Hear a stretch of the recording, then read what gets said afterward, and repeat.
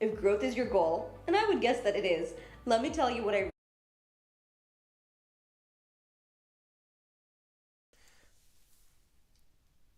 Okay, just one moment here. I'm getting everything fired up. I blasted out the live stream notifications, and it appears to me that the OBS just launched pretty much spontaneously, which is fine.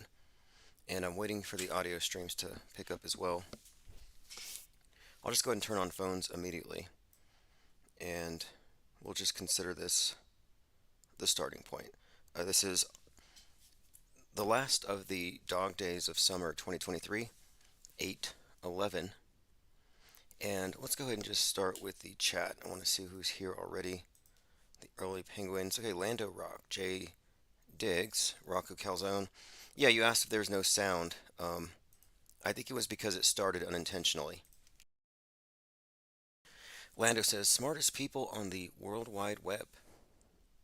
Right, well, we are definitely in possession of some heavily gate kept knowledge, and we've been kind of running amok with it.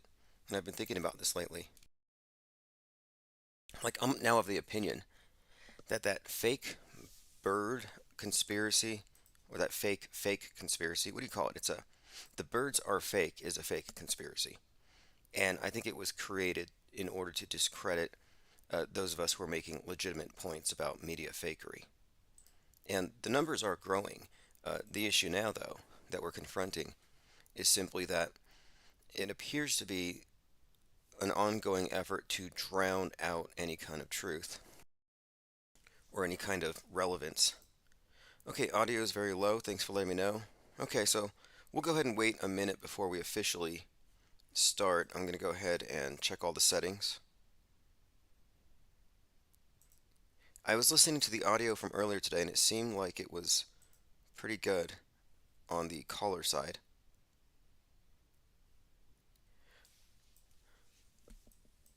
Okay, here we go. Go ahead and cover your ears. We're jumping up 300%.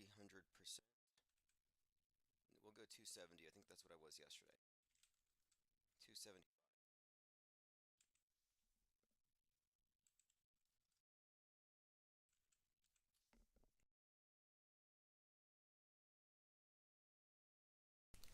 Sorry for all the technical issues. Like I said, we've been kind of jumping into this crawl, walk, run thing, and I'm doing the test on the fly.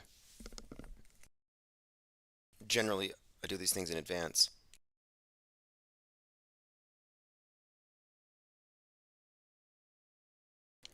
Okay, again, give me a few minutes to get the audio right.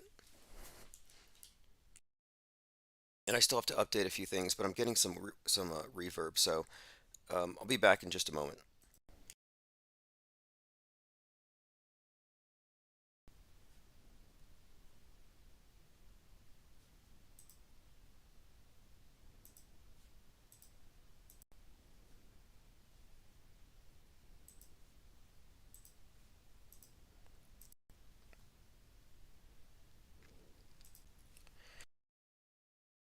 Okay, I think we're back on. Let me know how the audio is. We'll go ahead and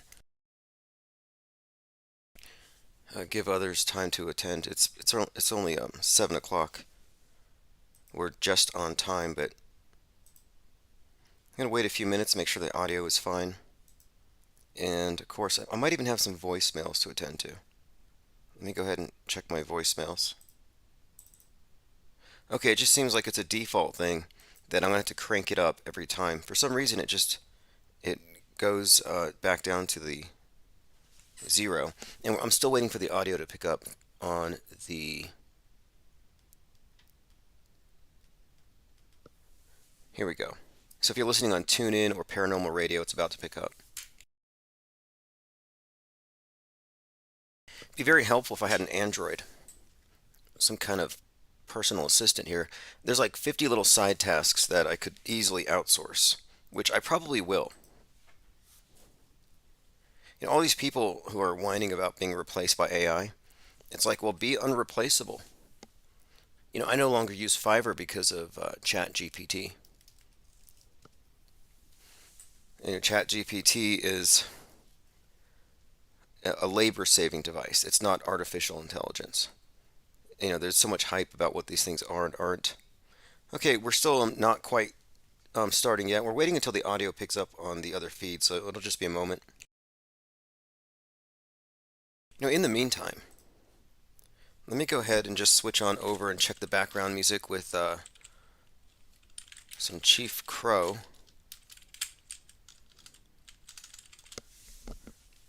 And we will be right back. Again, I'm checking the background music and background audio because after tonight, we're leaving this thing on.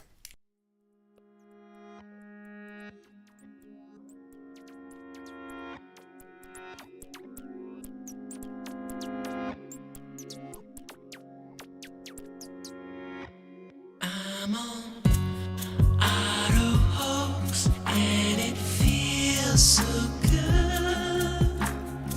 You just auto believe everything like I knew that you would.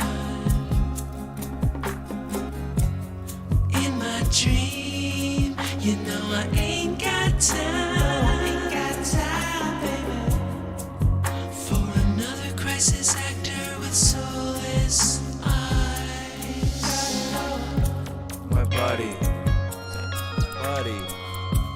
My buddy and me.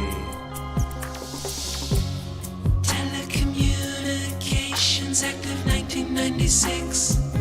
96, y'all. Gonna filter your eyes and scrub your mind. The weatherman, he's just another bad joke. You can be a doomed little donkey like Eeyore. I'm gonna be an auto hoax, and it feels so good. Yeah. You just auto believe everything like I knew that you would. In my dream, you know I ain't got time, baby, for another crisis actor with soulless eyes. Got no heart, ain't got no soul. Food, water, weather, maps, TV, bones, books, secrets, symbols, numbers, planets, etc. Nobody got no heart.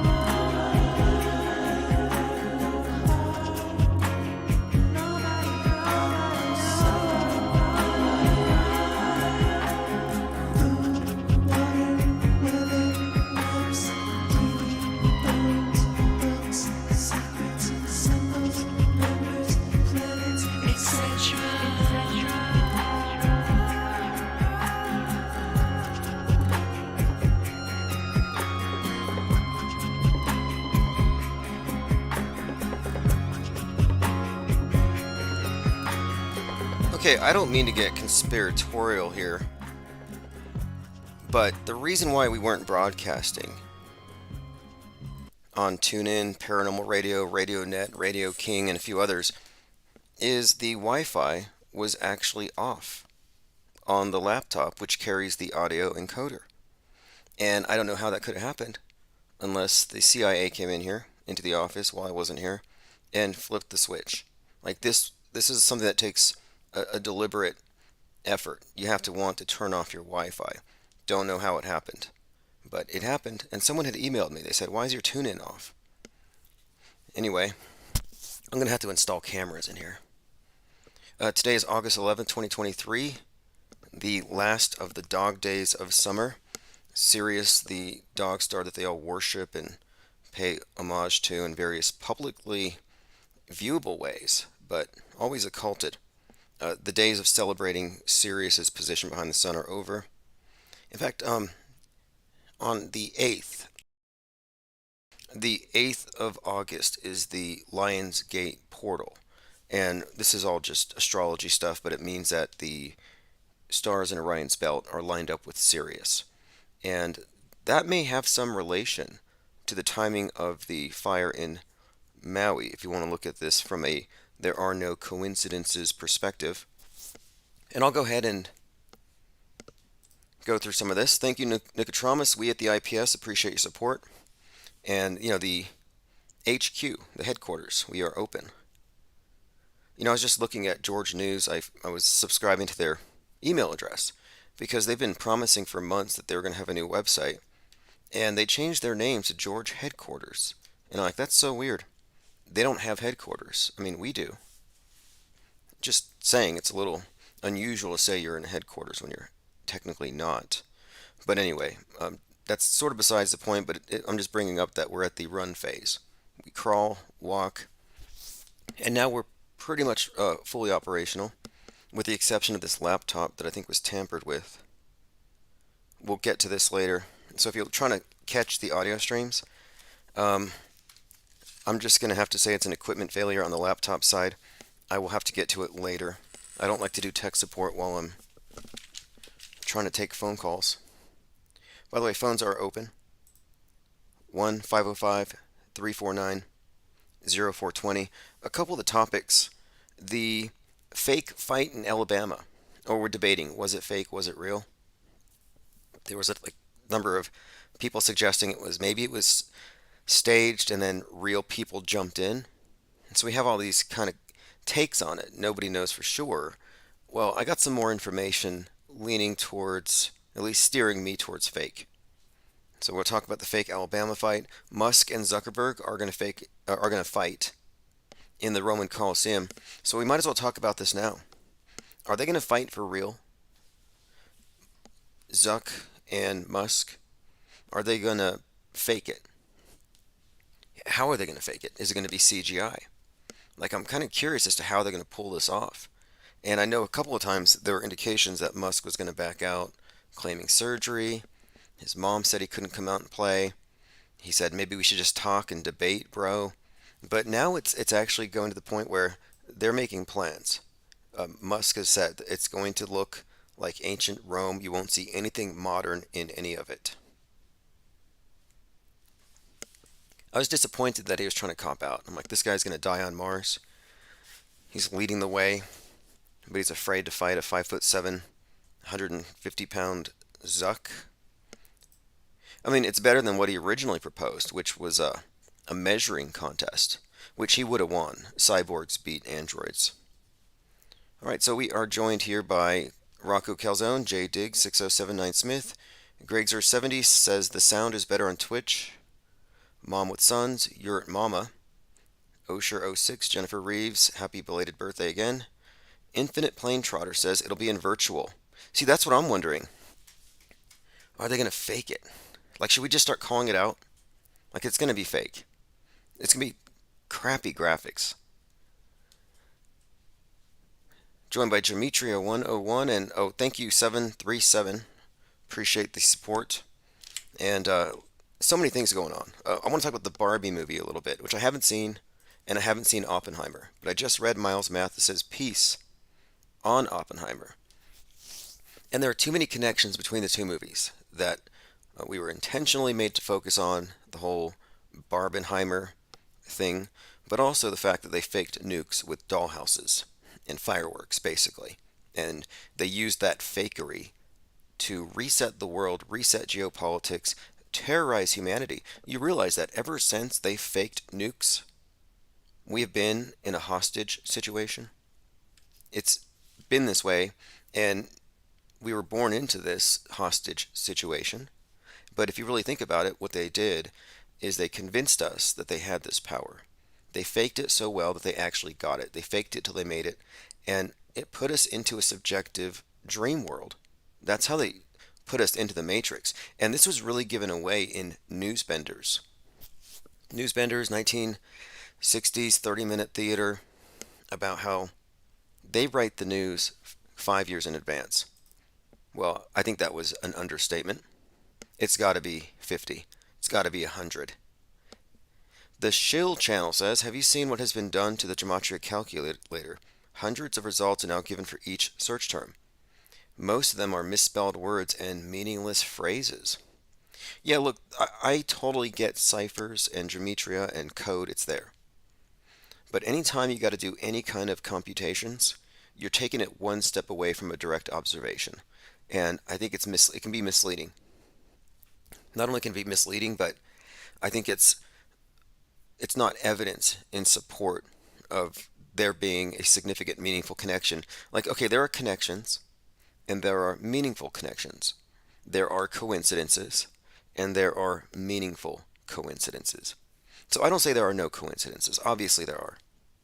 But there's a distinction to be made between the meaningful ones, the intentional ones.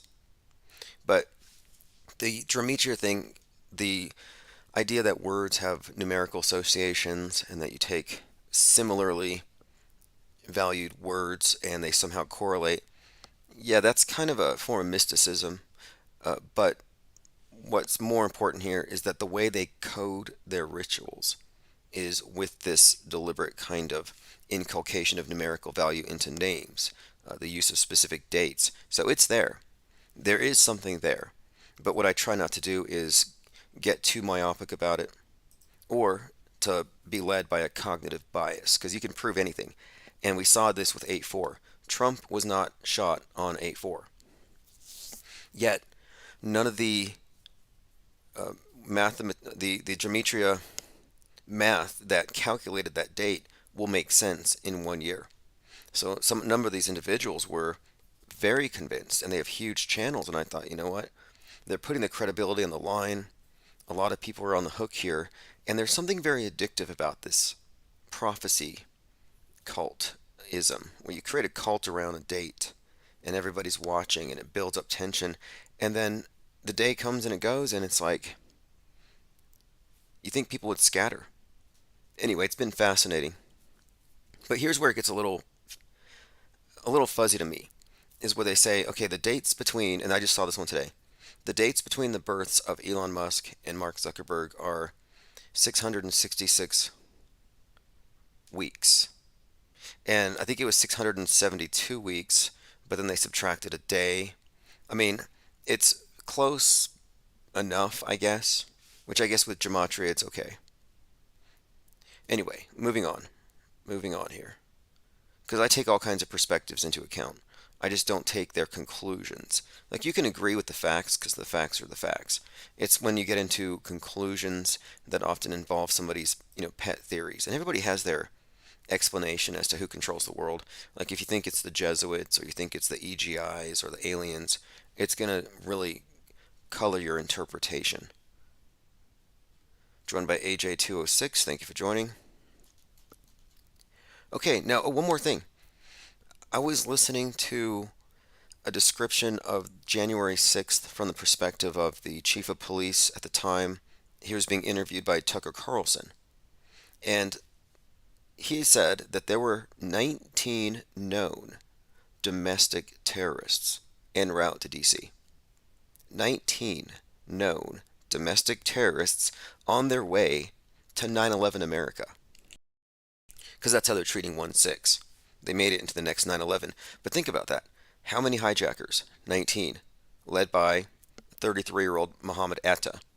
Then you have the QAnon shaman at the time, 33, who's a major league grifter now, by the way. The QAnon grifter.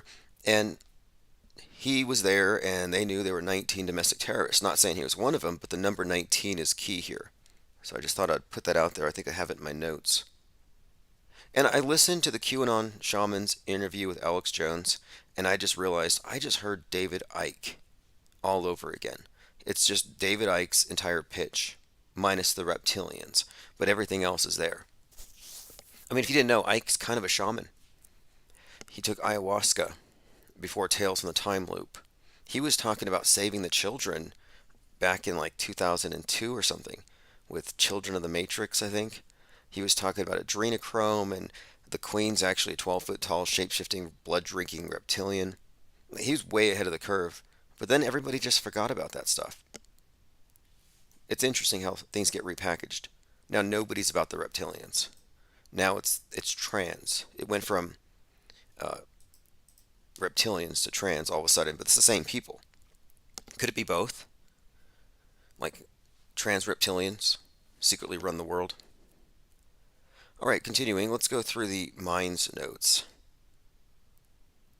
Oh, Infinite Plane Trotter says Ike wouldn't go stationary Earth. Yeah, he couldn't make the leap off the edge of the world stage paradigm. He's kind of stuck on the ball. And look, if you're stuck on the ball, you're what I consider to be a ball worshiper. Not that you worship it, but I mean Baal, the god of the world, because the ball Earth is technically, I think, an idol. It's the God construct. And I want to talk more about idols tonight, which is why I brought up Barbie. So we'll go ahead and bring this up next because how many of you listened or read The Secret Sun? It's a blog spot that I've been keeping up with. It had drawn attention to something that I'm going to pull up here. It has to do with the timing of the Barbie movie, and he's correlated her with the Babylon working. Jack Parsons and all that stuff. So secretsun.blogspot.com. Barbie and the Babylon Bomb. Now, this is interesting because the actress that plays her, her name is it Margot? Margot? Well, this same actress played in that movie Babylon. And here you have her in red, scarlet, and we were already talking about the movie Asteroid City, about this actress in the desert played by Scarlett Johansson. Again, the Babylon goddess archetype is called the Scarlet Woman. And Marjorie Cameron, the original Scarlet Woman who was there with Jack Parsons and L. Ron Hubbard, was the first to sight a UFO. Asteroid City, Scarlett Johansson sees the UFO descending. So there's something adding up here. There's a bigger picture, and I have a link here to my Substack article I put out about 3 or 4 months ago about all the various witches in red, the Scarlet Women that we see in all the various movies, from Game of Thrones to Doctor Strange. We have Vanilla Sky, the 100. It's a reoccurring character, most recently played by Rihanna at the Super Bowl, which is entirely connected to this New Age goddess. And what they did is they just rebranded Isis as Babylon. That's the long and short of it. And so the connection here is that Margot Robbie and this Babylon archetype correlates or connects to the actual Barbie doll, which if you get into the the basis of idols and idol magic and idol worship and dolls, there's really fundamentally no difference between a toy and an idol. And this also ties in to what we saw in the summer of 2020 when Chadwick Boseman died. And you had all these children having ritual funerals for the toy Black Panther. And it was like Rip King. And we'll talk about this some more. I have a lot of this stuff in my notes here. Again, phones are open. If you want to call in, numbers on the screen. Now, someone did ask David Icke about the shape of the world, and he said it didn't matter. That ultimately it's an extension of us, it's a co-creation, it could be a cube. He was in the camp of it didn't matter. And on one level, I can understand what he's suggesting, because he thinks that we're more in a matrix or simulation, and that it's something of a test for us collectively and individually. His book, Tales from the Time Loop, has some very fascinating ideas in that regard. But he didn't get too hyper-focused on shape. To me, the value in that is in the ability to discredit the ones who tell you what it is. And that's really a huge advantage. But I think when you're playing ball, as Ike obviously is, you don't want to really do any real damage. Okay, I'm continuing here. Thinks he's a Penguin 101 said, this would be funnier if it didn't affect everyone in their everyday lives. It's still funny, but would be more enjoyable. Okay, well, the thing is, there are no buttons they can push that will wipe everybody out. Nukes are fake. Asteroids are fake. Space wars, fake. Space junk, fake. trans reptilians running the world, fake. All these things that they give people to be afraid of, mainstream and alternative, are fake. Sorry to say this, and this might hurt some feelings, but chemtrails are fake until proven otherwise.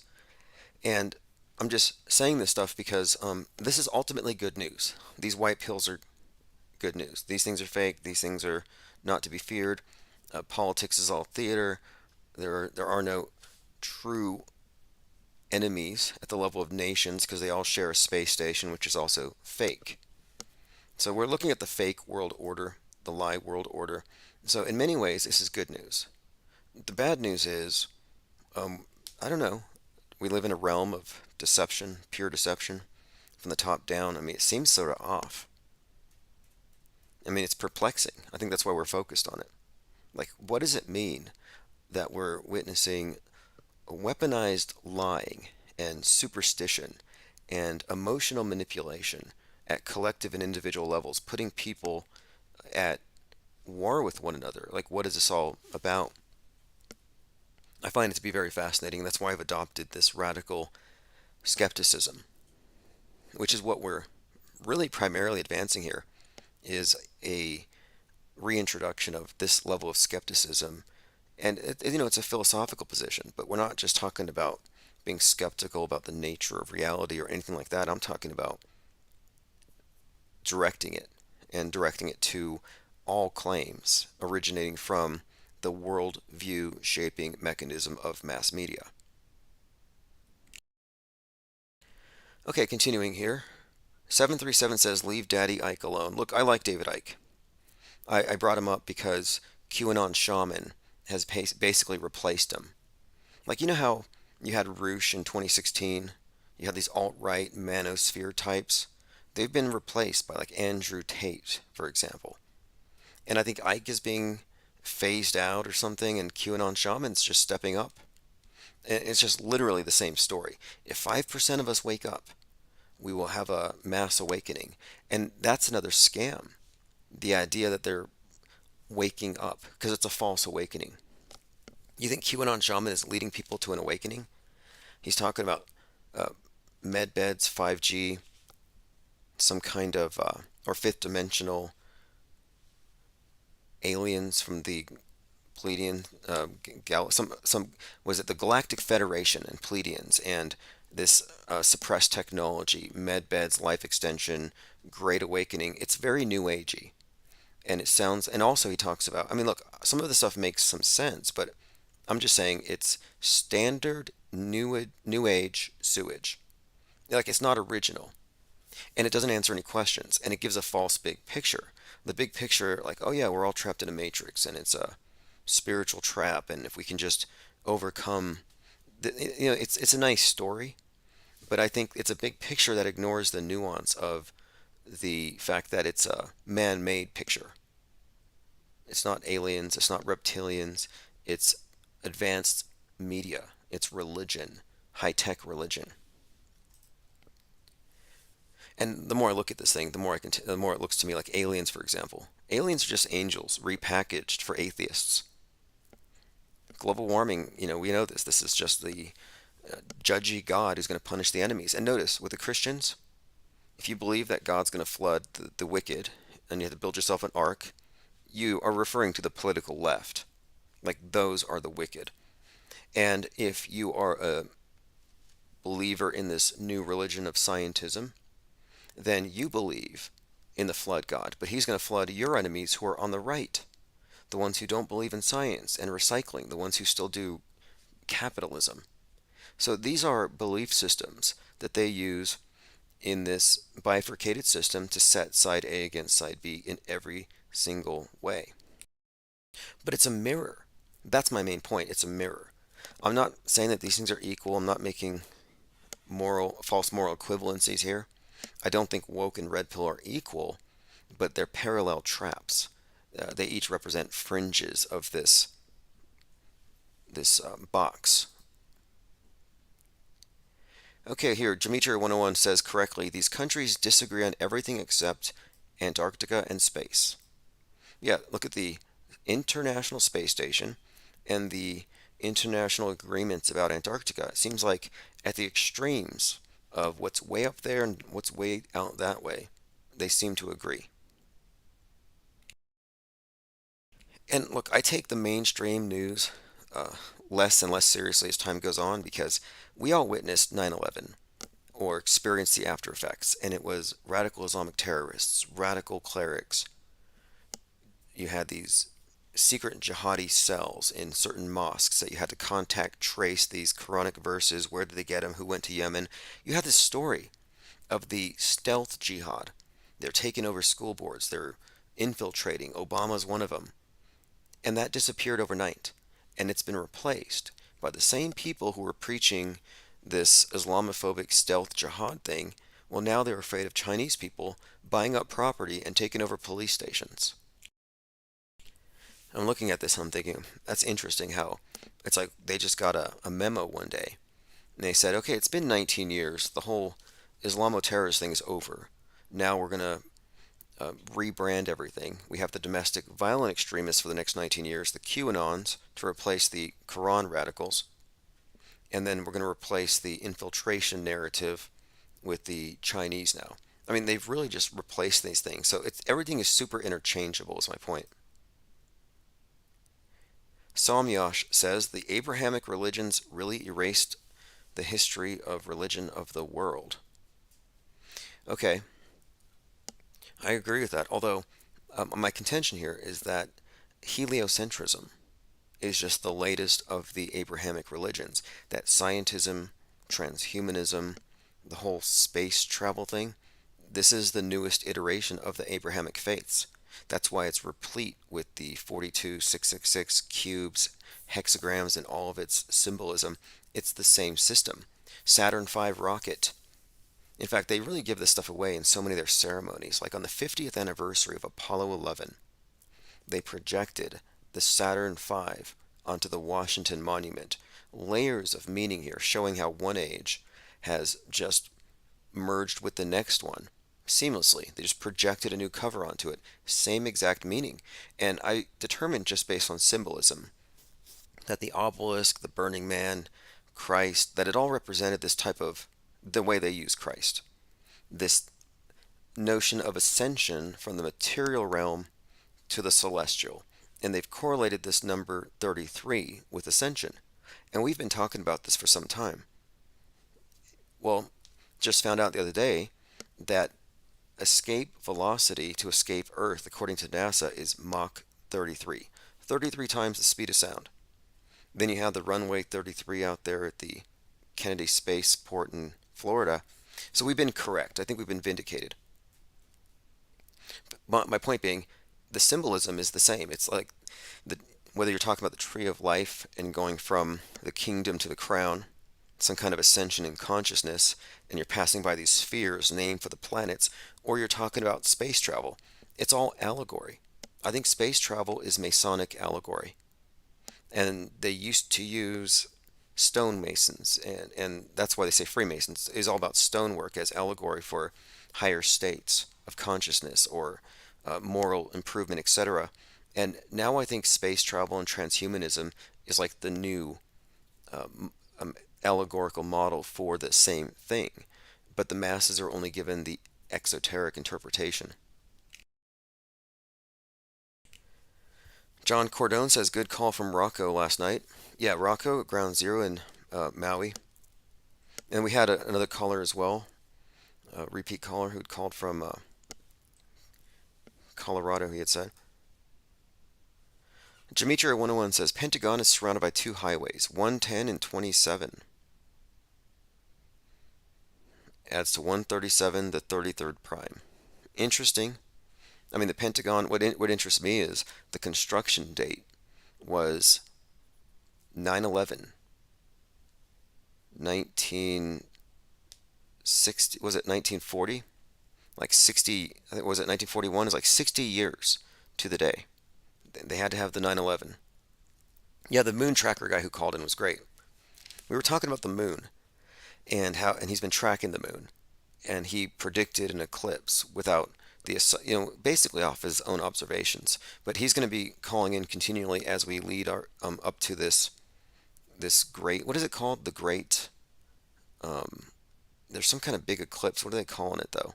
And it's going to be on 4/8. So this next April. On 4/8, we got this culmination of a lot of people watching this thing, this Xing across America. And X is really significant right now. We've been talking about this, you know, Twitter becoming X. Then you put the big glowing cross up on the building.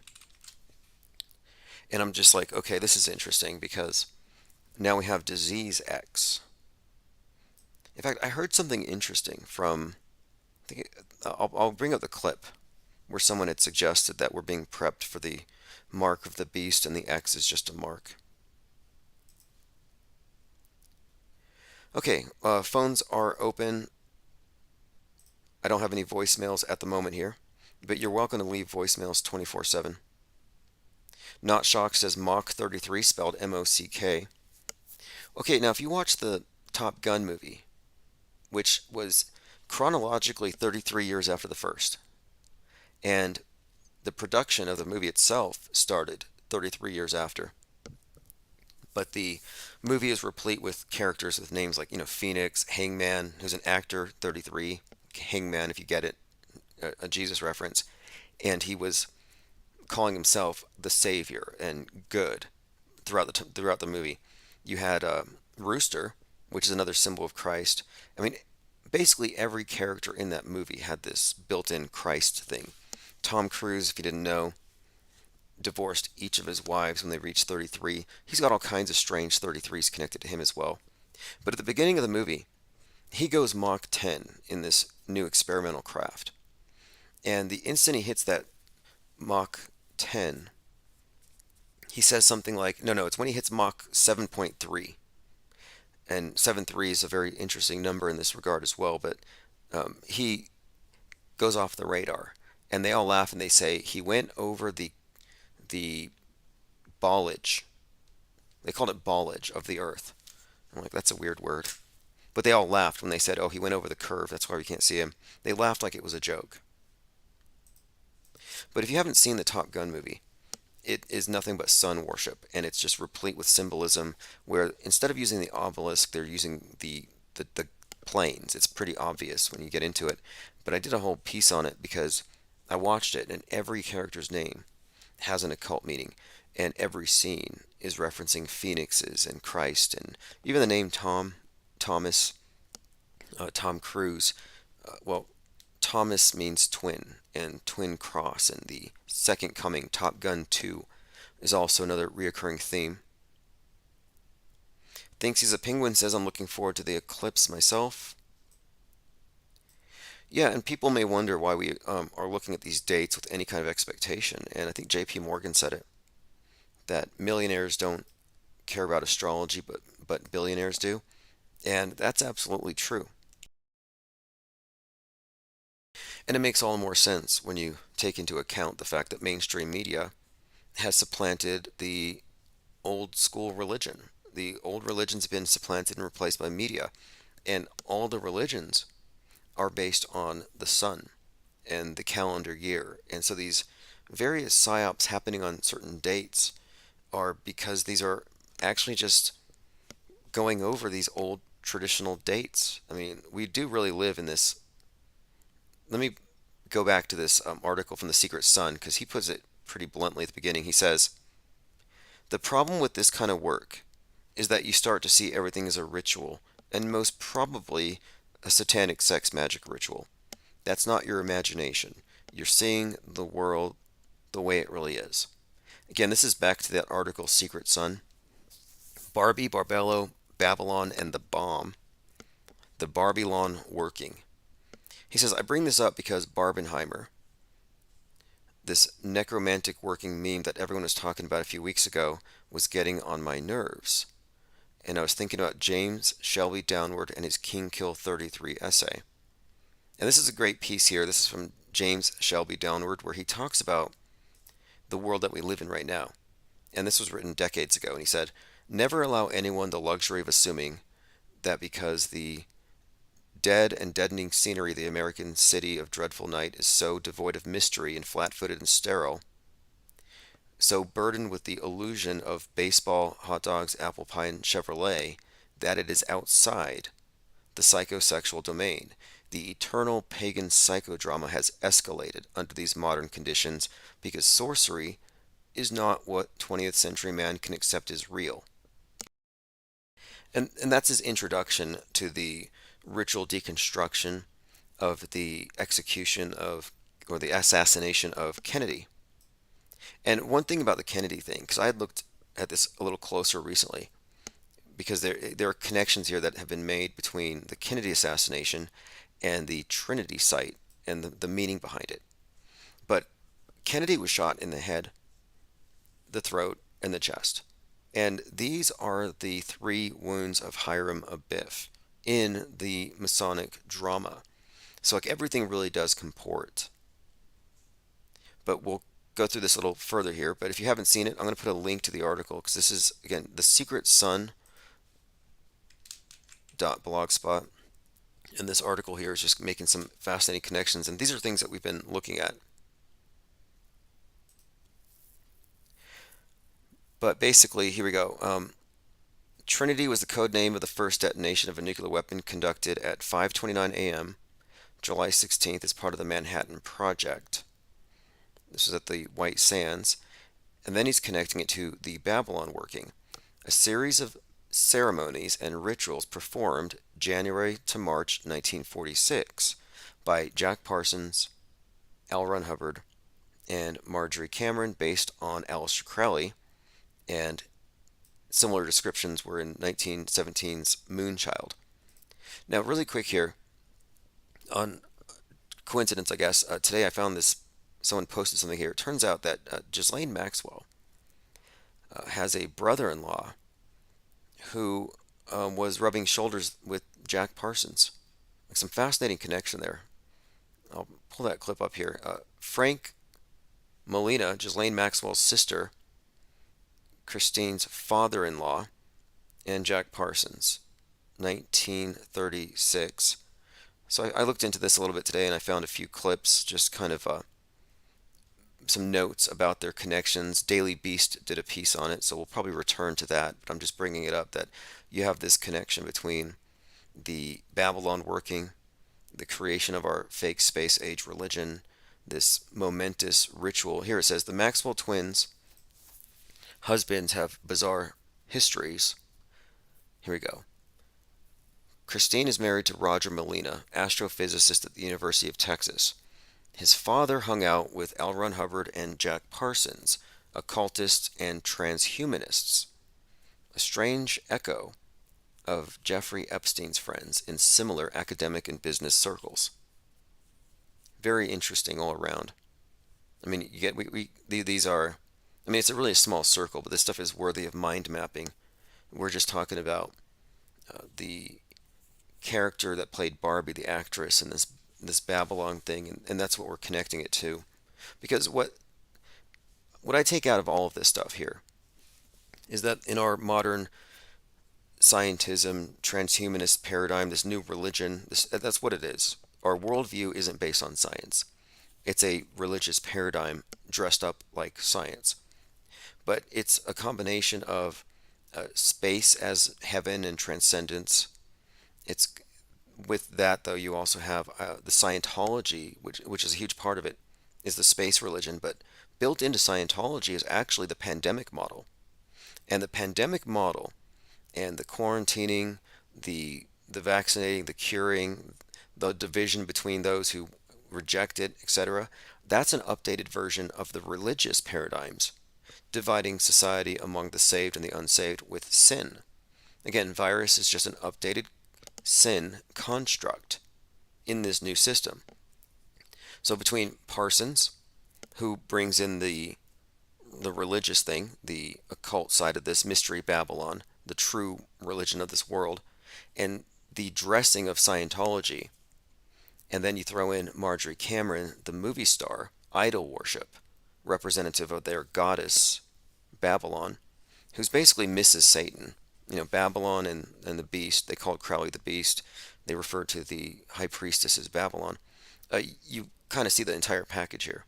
The new religion, the genesis of it all. and how it's all basically built on the movies. That's the main point of, I think, Marjorie Cameron, and the name Cameron just sounds to me like camera on, that ultimately that this new world religion would be given to us not through a Bible, but through the camera lens, a very specifically directed one. And what's more, with this camera lens thing, you bring in Scientology, and I just mentioned Tom Cruise. Well, Scientology has always been about celebrity worship, the celebrity center, and movies. Like the public thinks, oh, it's just a cheap recruiting tactic. No, it's actually, I think it's part of their religion. Catching up on your comments. Jay Digg says Chris Knowles went into that topic on one of his higher side chats. Well, yeah, it's a big topic. I mean, we're going to continue to get into this Scarlet Woman. So if you don't know or you haven't heard this, the New Age religion has replaced or updated. So ISIS is now Babylon, the Scarlet Woman, or the Mother of Abominations, and this is the goddess of the occult system of Thelema, which is really the main religion that we're in right now. The whole idea of the Great Reset is the Thelemic Great Work. And I think we're actually witnessing the implementation of this, and this is the core.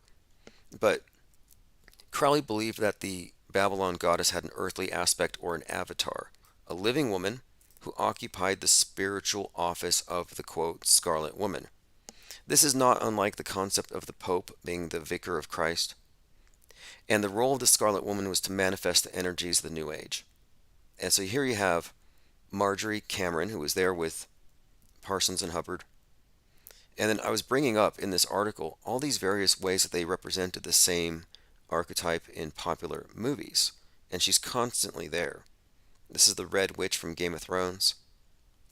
This is again the Scarlet Witch from Doctor Strange in the Multiverse of Madness. And if you look at Doctor Strange, he looks just like Jack Parsons.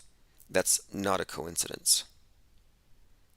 Vanilla Sky, Women in Red, and they always have the same kind of connections and meanings. And then just kind of on the side note, Richard Branson calls his big boat the Scarlet Lady.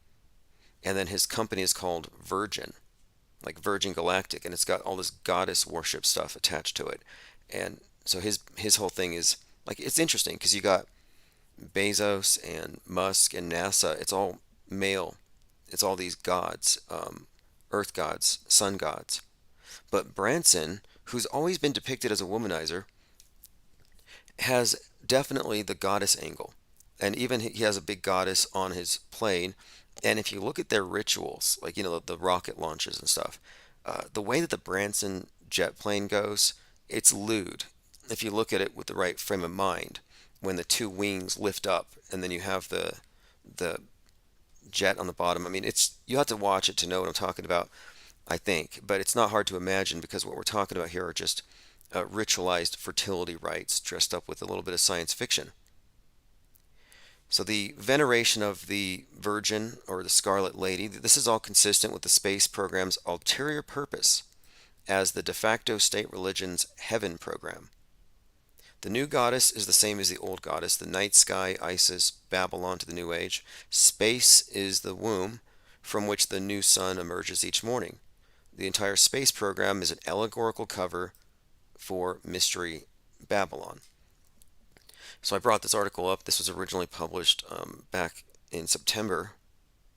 But again, more recently, we're just taking a look at Babylon, Margot Robbie, and this Barbie doll thing, this Barbie movie, and how it connects. So we'll get back to that in just a second. This is something that I found this morning on Twitter. It's a Twitter video. It's a video from 9/11. And if you look at the timestamp, it says 11/9/2001, 8:46 and 14 seconds. And I'm thinking this is an inside joke. So if you haven't seen this,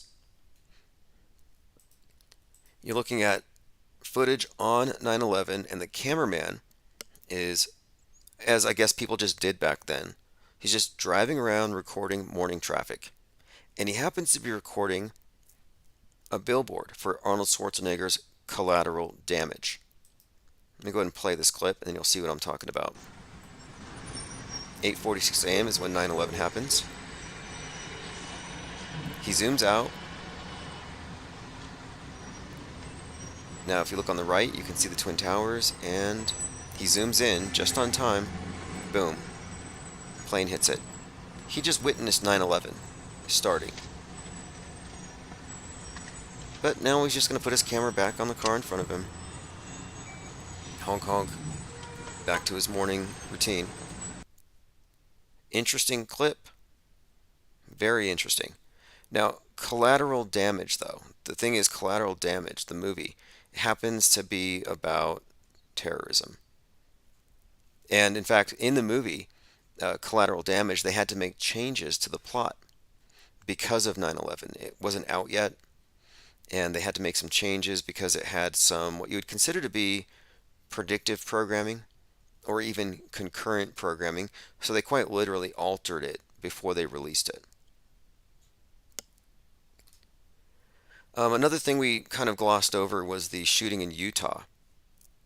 Now, we always talk about how the political left loves to make their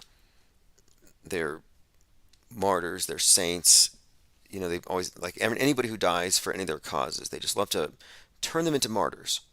They really love these opportunities. It gives them leverage. And it's mocked. It's like, how can you turn this person into a saint or this person into some sort of a martyr? Why do you elevate them? And now the right wing is just as guilty of this.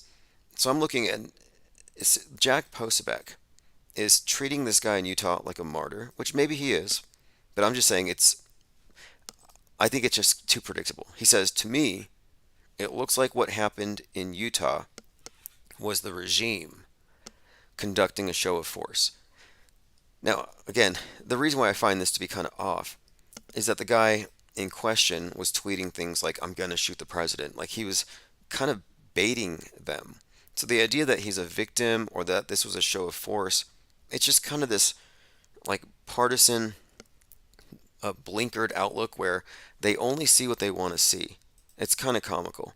But you're going to see the story developing because I thought it was just going to pass that, okay, this crazy guy got shot, but no. They're getting behind him. They're turning him into something else. Now he was a good guy. He built a ramp for his disabled neighbor. Here's the tweet from Elon Musk about the upcoming CGI fight. The fight will be managed by my and Zuck's foundations, not the UFC. Live stream will be on X and Meta. Everything in the camera frame will be ancient Rome. Nothing modern at all. I spoke to the PM of Italy and the Minister of Culture. They have agreed on an epic location. Again, bread and circuses, this is totally perfect. We could have predicted it. We're like Zuckerberg idolizes Augustus Caesar, gives himself the Caesar haircut.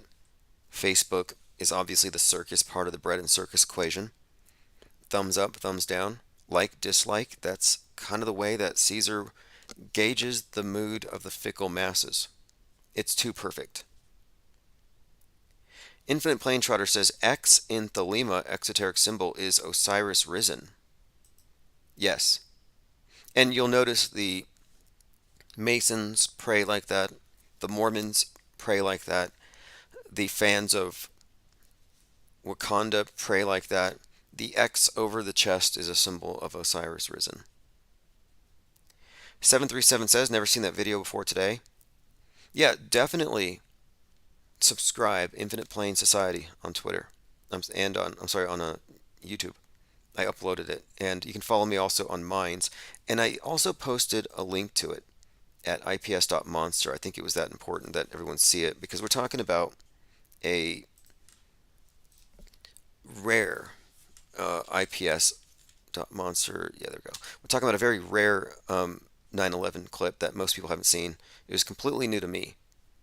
And let me give you some context to what was shown here. It's not just that he caught 9/11 happening and seems sort of like unimpressed, but I'm thinking this is like an inside joke. 9/11 was an inside joke. Did you know the movie Collateral Damage was supposed to include the famous Colombian actress Sofia Vergara, who played an airplane hijacker? But after the terror attack of 9/11, that scene was scratched from the movie. So they got too close.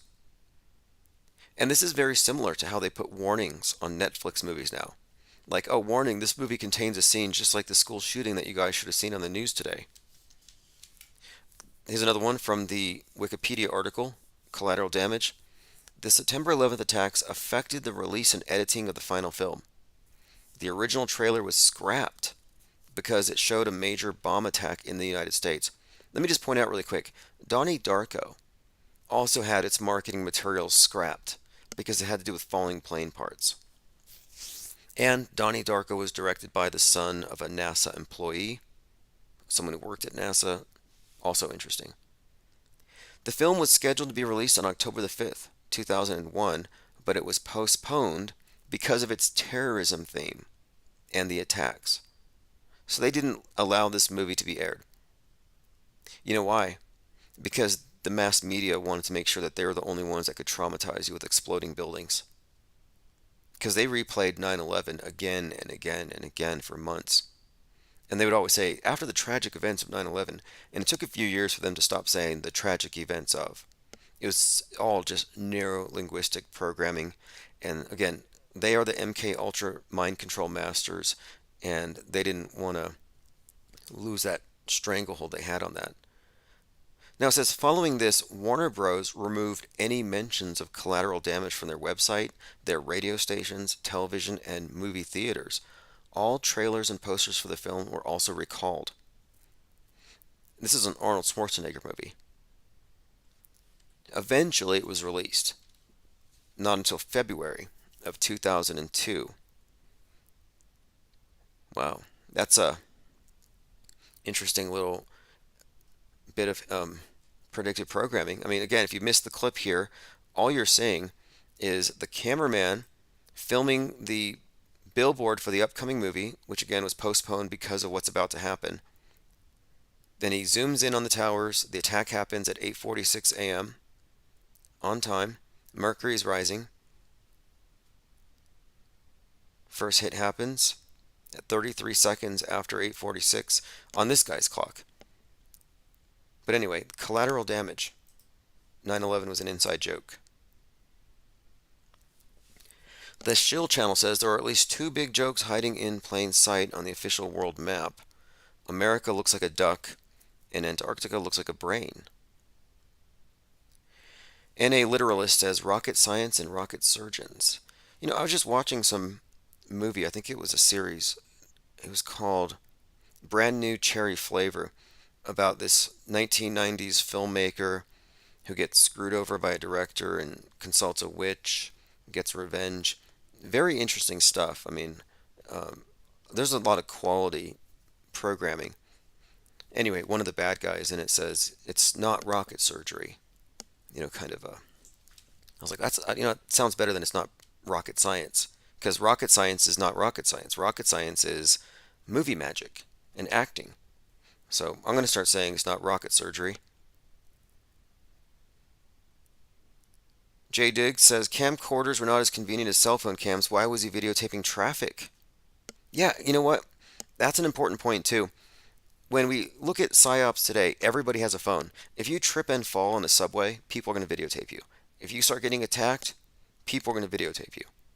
If something goes down, terror attack, whatever, they will videotape you. It's just how it works these days. So we're used to this total surveillance society because we've just been acclimated to it.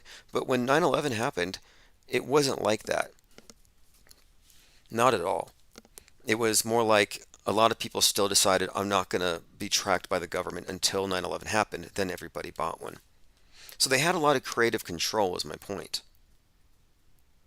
Skyfish says, this is wild. I bet there's tons of footage like that that's not released.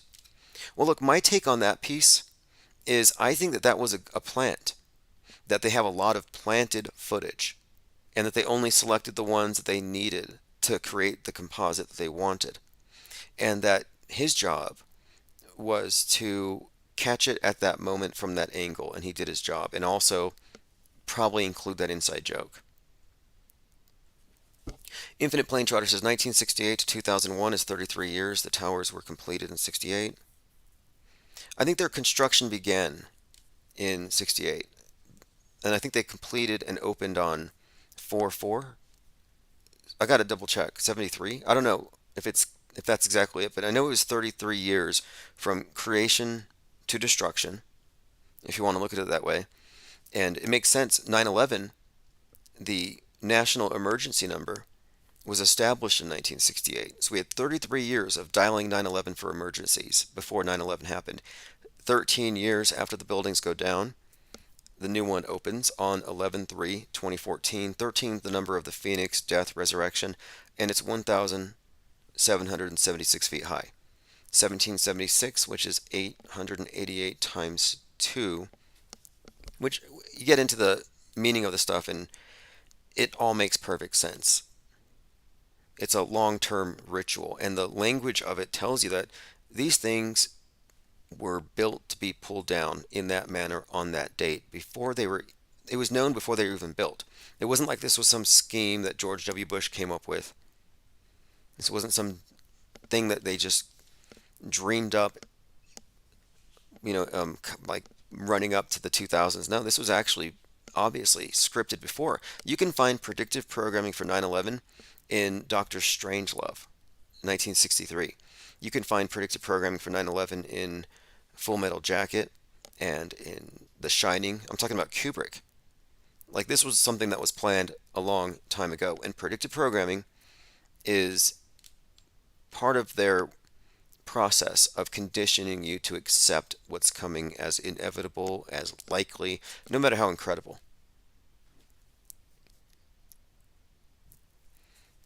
Now, now let me check on that date, on the opening date. The reason why I thought it was interesting, World Trade Center opening date, because we talked about the Pentagon and how it started on 9/11.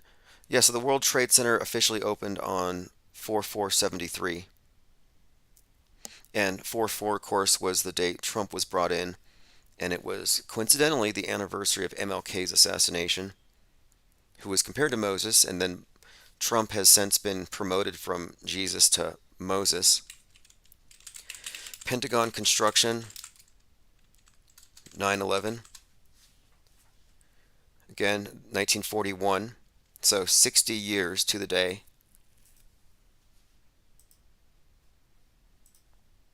Nicotrama says, trying to listen to this with a 5-year-old is like trying to wrestle. Yeah, I believe it. You can get the replay, though. And the replays are going to be at infiniteplane.live. Just get on the newsletter. I'll send the archives out, but then also we're going to have the 24/7 on. Okay, continuing here. I want to go through my notes. I didn't want to go through the entire Secret Sun article. I need to finish reading it. But I just wanted to point out that there is something here between this Barbie and Oppenheimer and this link. I want to watch the movies before I get too much deeper into it. But the next thing I have to get to, and this was sent to me by Mr. Trustworthy. This is a big deal, I think. The 3 charged with assault over a wild WWE-style attack on the Alabama dock worker. So back to this Alabama fight and this question as to whether or not it was real.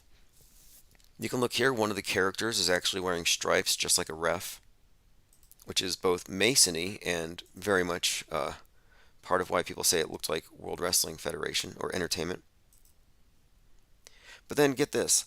The guy the 16-year-old kid who swam across the river, he's got one shoe on, or one slipper on. And his username on Instagram and it's the King Jabber 77. So you have the King name again. And I mentioned the guy with the chair, Reggie Gray. And Reggie Gray, the name Reggie made me think of Reginald Denny. And I think the connection here is strong because we're talking about Rodney King. And Reggie means king. And the Rodney King was incited because of the Rodney King beating is what incited the LA riots, which came to a close after Reginald Denny, the name Reggie again, gets hit on the head. So you have the white and the black, the person getting hit on the head. All this stuff seems like callbacks.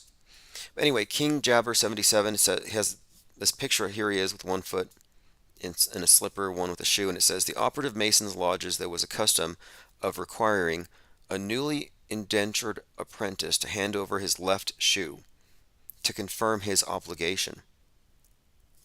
Now that's kind of an interesting one because we always wondered why are we always seeing a single shoe at every psyop? What's with all these shoes in every picture? And it seems to be symbolic or representative of something. So here's a post explaining it. The men were white and the guard was a black man. Physical altercation. The young man named Aaron Rudolph swam across the water to help the guard. The other black, and he's only talking about this in racial terms because this is how it's been described. And he's suggesting that this is all black and white, symbolic in the Masonic sense. Here we go. The other black people joined the brawl and hit the men with chairs. Was this a real altercation or was it staged? The video didn't go viral by accident. Montgomery is where the bus boycott started in 1955 with Rosa Parks. Now on this, I saw a meme and it said, "Have a seat, 1955, Rosa Parks. Have a seat, 2023, with Reggie Gray hitting somebody with a chair." And Reggie Gray hitting somebody with a chair, chairman, was 42. Is 42. Rosa Parks, when she had a seat, was 42. So there's some rhyming here. And then Trump even said something about, you guys are fighters. You're going to fight, fight, fight. They will see. Like Trump was actually talking about how the people there in Alabama were ready to fight. And then this happens right after. The post here goes on to say, there's a lot of historical racism in Alabama. I think this might be a staged event to fan racial flames. The teenage boy Rudolph has an Instagram account. He has a shirt that looks like a Skull and Bones reference. He has a picture of hooded individuals that looks like a Masonic cult posted on 3/3. He has a missing sock in the video. Looks to be a Masonic reference. Was this an initiation? Reports have called this a WWE style attack, hinting that it's fake. Why else use the WWE reference? When videos like this are in the media, you must use your critical thinking skills. The media likes racial tension, and they use television for social conditioning. They feed off your negative energy to promote anger, resentment, and hatred. They control the masses through their emotions. The media loves keeping the people on low vibes. This is another divide and conquer, mind control, staged event. Have you figured it out yet? Interesting points raised here. Just bring it up for your perusal, and here you go. The 16-year-old who swam across the river to be a hero echoes back again to that story back in the spring where the 16-year-old rang the wrong doorbell and then he was shot. And here's the connection here, I think, is this. A 16-year-old shot by homeowner after ringing doorbell. This is back in April. The 84-year-old white man accused... Oh, 84. Interesting. For a couple of reasons. But the 84 was a big reference we were looking at. And the idea of the 8/4 date and this potential shooting. Anyway, this is all back from April. We were talking about the 16-year-old who rang the wrong doorbell and got shot. And so it's a 16-year-old black kid, old white man. The grandson of the white man who shot a black teen gave an interview, and he said that his grandfather got really into Trump. This was another part of the story. So the grandson went on the news, and he said there were warning signs. I wasn't shocked when I held the news. I knew he held racist tendencies and beliefs. So this is this individual dishing out on his grandfather. His grandfather hasn't even been tried yet. You're innocent until proven guilty, but he's like, yeah, he was an old racist. Anyway, I know in here they blame Trump. And yeah, it goes in here. His grandfather supported extreme right-wing views and conspiracy theories. Oh, conspiracy theories. He was a conspiracist. They love that. You're a conspiracist. So if you put it all together with this Alabama thing, the 16-year-old going as a hero this time, I think this is all just elaborate, meta-scripted storytelling over a period of months. And again, they do it for social control and conditioning. Going through some comments here, make sure I haven't missed anything. 6079 Smith says, Jordan's last game was Trump's 42nd birthday. Okay, now Trump's 42nd birthday was an interesting one. When he turned 42, they had a UFO. They had a UFO descend from the ceiling, and they had fireworks. 1988, Trump celebrated his 42nd birthday at one of his casinos, featuring a laser show and a 15-foot spaceship, with magicians and dancers performing to Michael Jackson's Bad, reworked in his honor. I would like to see a video of this because I believe the lyrics were changed. But anyway, I thought this was fascinating because here you have Trump and the 42 thing, and of course the alien spaceship, which 42 has all these connections with the Space Needle and the idea of ascension into the heavenly realm in this new modern context. And then of course it's Trump, and then 42. You know, UFO adds to 42 if you want to get into the gematria, but there are so many things we can go into with this particular piece of information, but want to stay on topic. We've been covering the Margot Babylon thing. Then we see this buildup of resentment for the FBI shooting this guy with a gun. And, you know, the whole gun control agenda is moving in some very interesting directions right now. And this can't be disconnected from this. And people are remarking that the FBI has ignored threats before when they come from lefties, you know, like Kathy Griffin and the severed Trump head, or Madonna talking about blowing up the White House, or Johnny Depp asking when the last time someone assassinated a president. But then you have this guy who posts some things on the internet, and yeah, he gets shot. But in the defense of the FBI, if you believe the official story, the guy did upload some pretty extreme comments, and he was dressed up in full battle gear. I mean, I'm just like, what do you expect? He invited the swatting. Thinks he's a penguin says, I thought it was weird one of the guys named arrested was Shipman. Yes, Chase Shipman. And he was the guy that was chased away. Angle of Elevation says, in War of the Worlds, we stopped the aliens with a virus. Now that the government has admitted aliens are real, I surely hope we have a deadly virus to stop them from invading. Fascinating. That is true, though. And same with Independence Day. They used a computer virus to shut it down. Will Smith saved us. And Independence Day was directed by Roland Emmerich, and it gave us a lot of the visuals we would need to understand 9/11, in that we were supposed to gather around the president. Because in that movie, the aliens destroy all the buildings and the cities, and then the president saves us.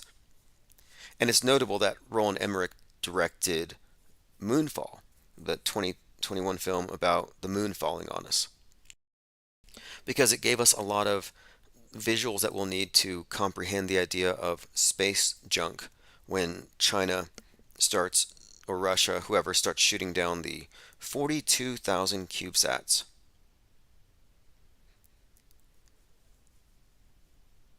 NA Literalist says, what if an Uber driver rings the wrong doorbell on a house? You know, before this happened, and it might have been a hoax, I mean, I'm inclined to think these things are all connected, even on a national level. There was a local incident where an Uber driver went to the wrong house here and got shot. So now I see them with big bright Uber signs on their windows. Salty Siren says 42 descend upon the earth the fall. Yes. Well, look, 42 has everything to do, I believe. Well, I have some new stuff on this as well. But you have the number 42 and 24. Both of these can be references, in my view, to Saturn. And you can get the astrological symbol of Saturn by combining the two. But the Space Needle has been a focus here because the Space Needle is actually designed to be a UFO, and I think it represents the same thing that the old obelisks represent, which is ascension into the heavenly realm. And of course the UFOs, they descend, and these are your saviors from above. But the number and what it represents, Saturn and falling, is tied into all of these things. The Space Needle being in Washington, which is the 42nd state, and it's a 42-second ride to the top.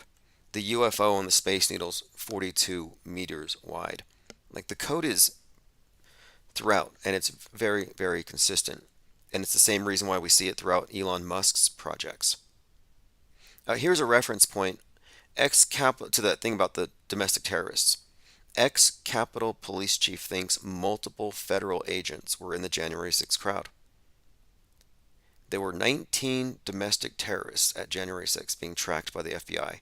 3 days later, on the day of the riot, the number of domestic terrorists by the FBI they were tracking went up to 19. So 19 terrorists, January 6th, again 19, 9/11, 33-year-old leader, Muhammad Atta, 33-year-old leader, QAnon shaman. In terms of just the blatant visuals of it, it's like, who's the leader here? Well, it's the guy who sits in Nancy Pelosi's chair with the big headdress on. Okay, moving forward here. And one more thing about the wrong doorbell.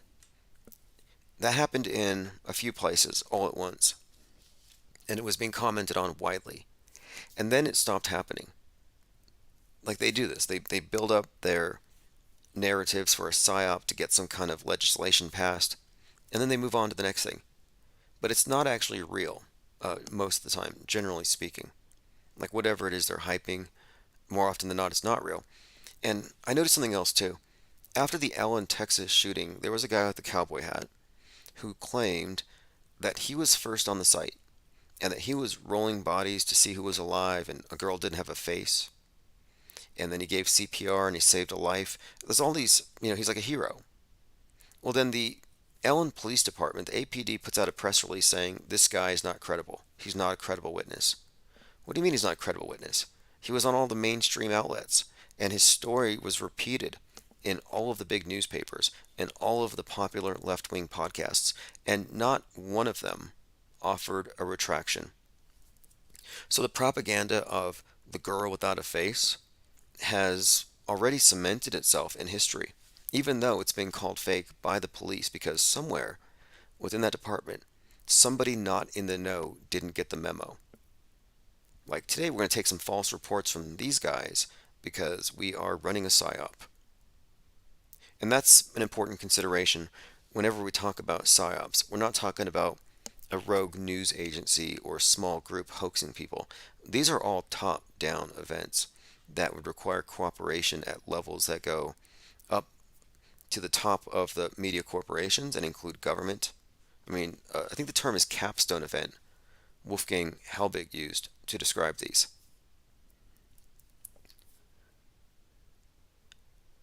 J. Digg says 42 months or 1,260 days is prevalent in the book of Revelation. Fascinating. Now, if you want to call in on any of the topics, tonight we've talked about Musk versus Zuck. Is that going to be fake or real? I think we know it's going to be fake.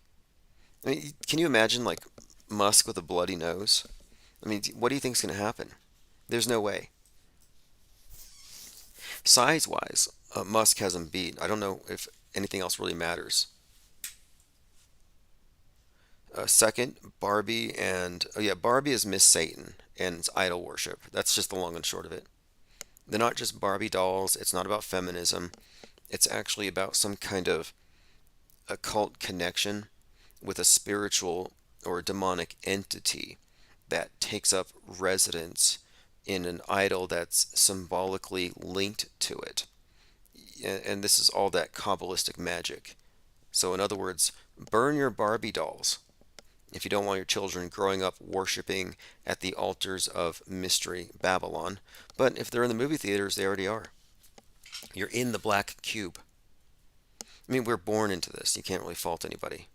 Infinite Plane Trotter says, my money is on Musk. I could see Musk, body slamming him, because I think that Zuck is training. I think he's training for like the ground game or something. I don't know. We'll see. They're not going to be slugging it out. I don't think Musk has the endurance. And Zuck is also, if you believe the videos, he looks fake. I'm sorry. He's never looked real to me, the Zuckerberg. Okay, so this is what I wanted to say. I had new information on this. The symbol of the planet Saturn. This is from Wikipedia Astrological Symbols. And I've been saying that the number 42 represents Saturn, and that the 4 is the cross, and the 2 is the scythe of Saturn. Well, here's the actual interpretation, and I don't think I'm off anyway. Wikipedia.com/astrological_symbols. Symbol of Saturn represents matter, which is the cross, taking precedence over the spirit, which is the crescent.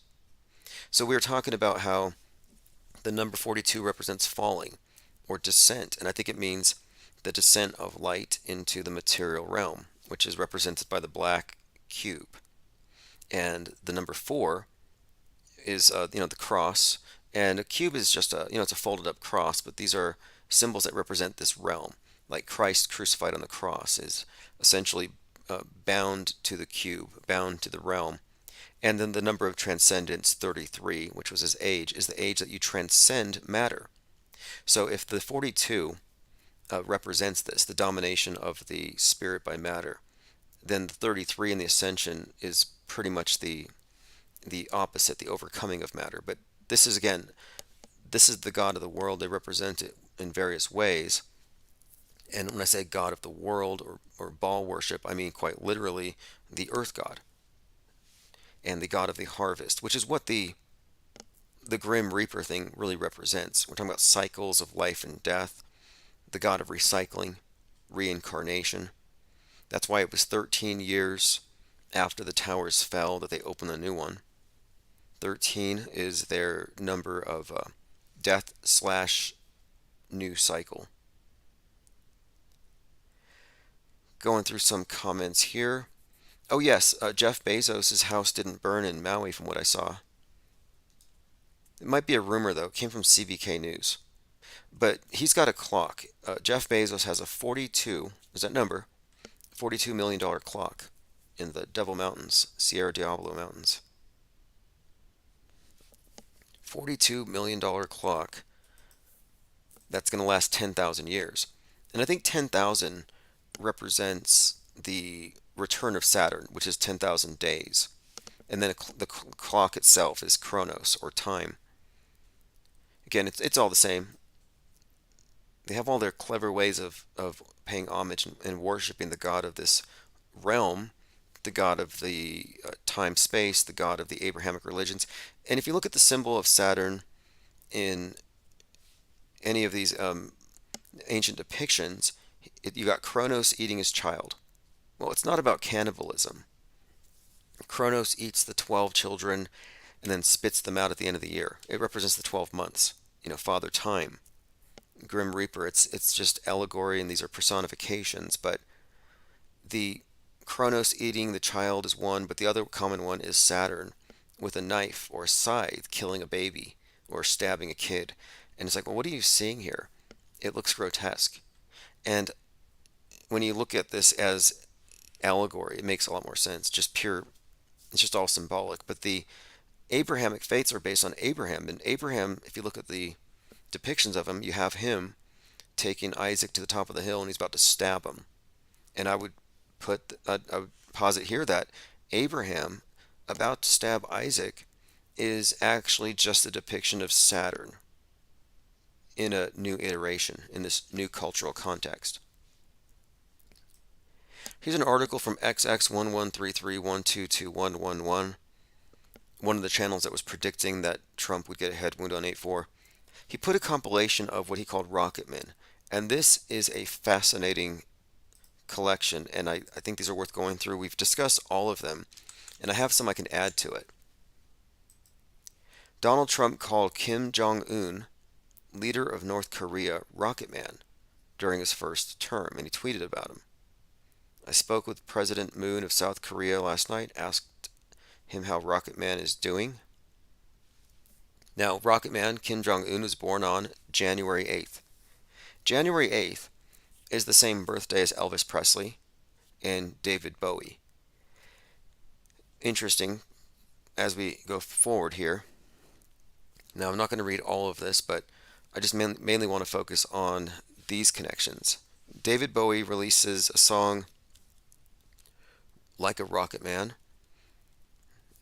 He's got his black star.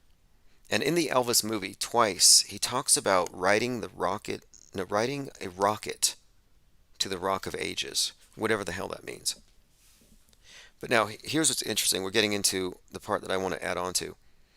You have Elton John, Rocket Man, who put out a movie, Rocket Man.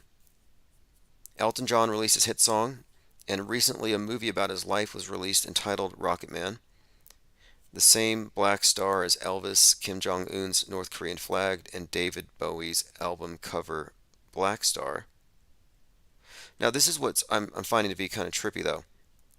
Jack Parsons is mentioned here as well, and he was a rocket man. So I think what we're seeing, as I've been saying before, that the rocket is just a restylized obelisk. Here it gives you some more information on Parsons, rocket engineer and chemist. And this is before rocket science was CGI, like they were actually blowing things up. He was the founder and inventor of the first jet propulsion rocket engine. He abandoned Marxism studies to follow Aleister Crowley. He was recognized by Crowley and the Agape Lodge leader in 1942. So he was the American counterpart of Aleister Crowley. And again, he looks like Doctor Strange, or Doctor Strange looks like him. Jack Parsons and L. Ron Hubbard performed their Babylon Working series of ceremonies in January to March 1946. And this whole ceremony actually has connections to Donald Trump. Like some think that he was the vessel that whatever they summoned went to go inhabit, that he is the Antichrist. I mean, it's an interesting connection we might get into later. These rituals were designed to manifest these energies on the earth. There's a novel about this called Moonchild by Aleister Crowley. Now we're looking at these rocket men and what the rocket means. And it means, essentially, I think, especially with Elvis, it makes it very clear in Bowie. So if you remember when when Elon Musk sent the Starman to space, it was playing a David Bowie song on repeat, Starman, which has everything to do with the star, or Saturn, I think, the black sun, all these things. So he goes up into space, Starman, in the Tesla Roadster. And Starman is an anagram for Mr. Satan, and Bowie is the man who fell to Earth. If you just called, you can call right back. I accidentally hung up on you. So Bowie's the man who fell to Earth. And I think that that's what the rock star archetype represents. Fallen angels, or Satan. We'll get back to this. Hey, what's up, caller? Hey, what's going on there? Caller. Just going through a few interesting blogs that I found today. Are we live here? Yeah, we are live here. And where are you calling from? I'm calling from Pennsylvania. Okay, and what are you calling about in particular? The Ohio. Here is the heart of everything, Ohio. Yes, where you had your toxic airborne I event. think they changed. I think they changed their logo. The slogan. It's no longer the heart of everything. They got a new logo, not logo, but Slogan. The slogan was changed to the heart of everything in 1984. And I think it just represented something symbolically about the heart of America in the MAGA view. And what they were showing was MAGA just had a heart, or the vision of MAGA. The old America is dying. It's unregulated. It's greedy and bloated and needs to be phased out. That was the message of it. But what else about Ohio is going on right now? well, like I said, they just changed their logo. It's not the heart is here or something. Let me take a look and see. Okay, Ohio's slogan: with God, all things are possible. Oh no, yeah, no. I found it here. It says Ohio, the heart of it all. It returned to its old tourism logo It's this not year. that. It changed back to it this year. Here's from Cincinnati.com. May 10th, 2023, Ohio returned to its old slogan, the heart of it all. So they just switched it back just in time for all these psyops which reference the heart and ultimately lead to this idea of America having clogged arteries represented by derailed trains and capitalism run amok.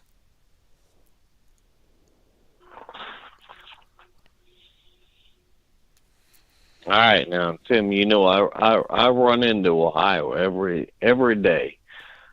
Every 5 days, I run into my what I do for my work, and yeah, that slogan has changed. It's not the heart of it all anymore. Now, were you anywhere near Palestine when the train derailed and you had that massive black cloud? Was I close to it? No. You know where I was at. Oh, that's right. That's right. You drove in. Yeah, I had to drive into it. Well, whatever their I new had to slogan drive in is, through a. Go ahead. no, whatever the slogan is, the purpose of that psyop, in my view, was actually to kill the Griswolds. The Griswolds, the whole, Oh, I if you watch that movie White Noise, you'll immediately get what I'm talking about. have not watched that yet, but I do 100% agree with you that it's a bunch of BS. I Fake. went there. There was nothing going on there. No, and I had Now, people, there were people freaking out saying that the fish are dying. There was this AI generated news site that said that the Mississippi River Valley was now poisoned. And I, I, I, I went there, Tim. I put my hand in the creek, and I dropped my phone in there actually. And no, the fish were not dying. Let's not go there. That's It's not as bad as what they're trying to say it is. What is it? Something real? Probably something real happened there. no, well, what happened was a really good movie. I mean, White Noise was probably used to act. Look, I mean, we already talked about this a million Yeah, I times, didn't but watch that movie. no, the thing is, the actors, the extras in that movie were actually evacuated when the real derailment happened. And this was commented on by CNN as just a coincidence. And I'm like, no, obviously life follows psyops,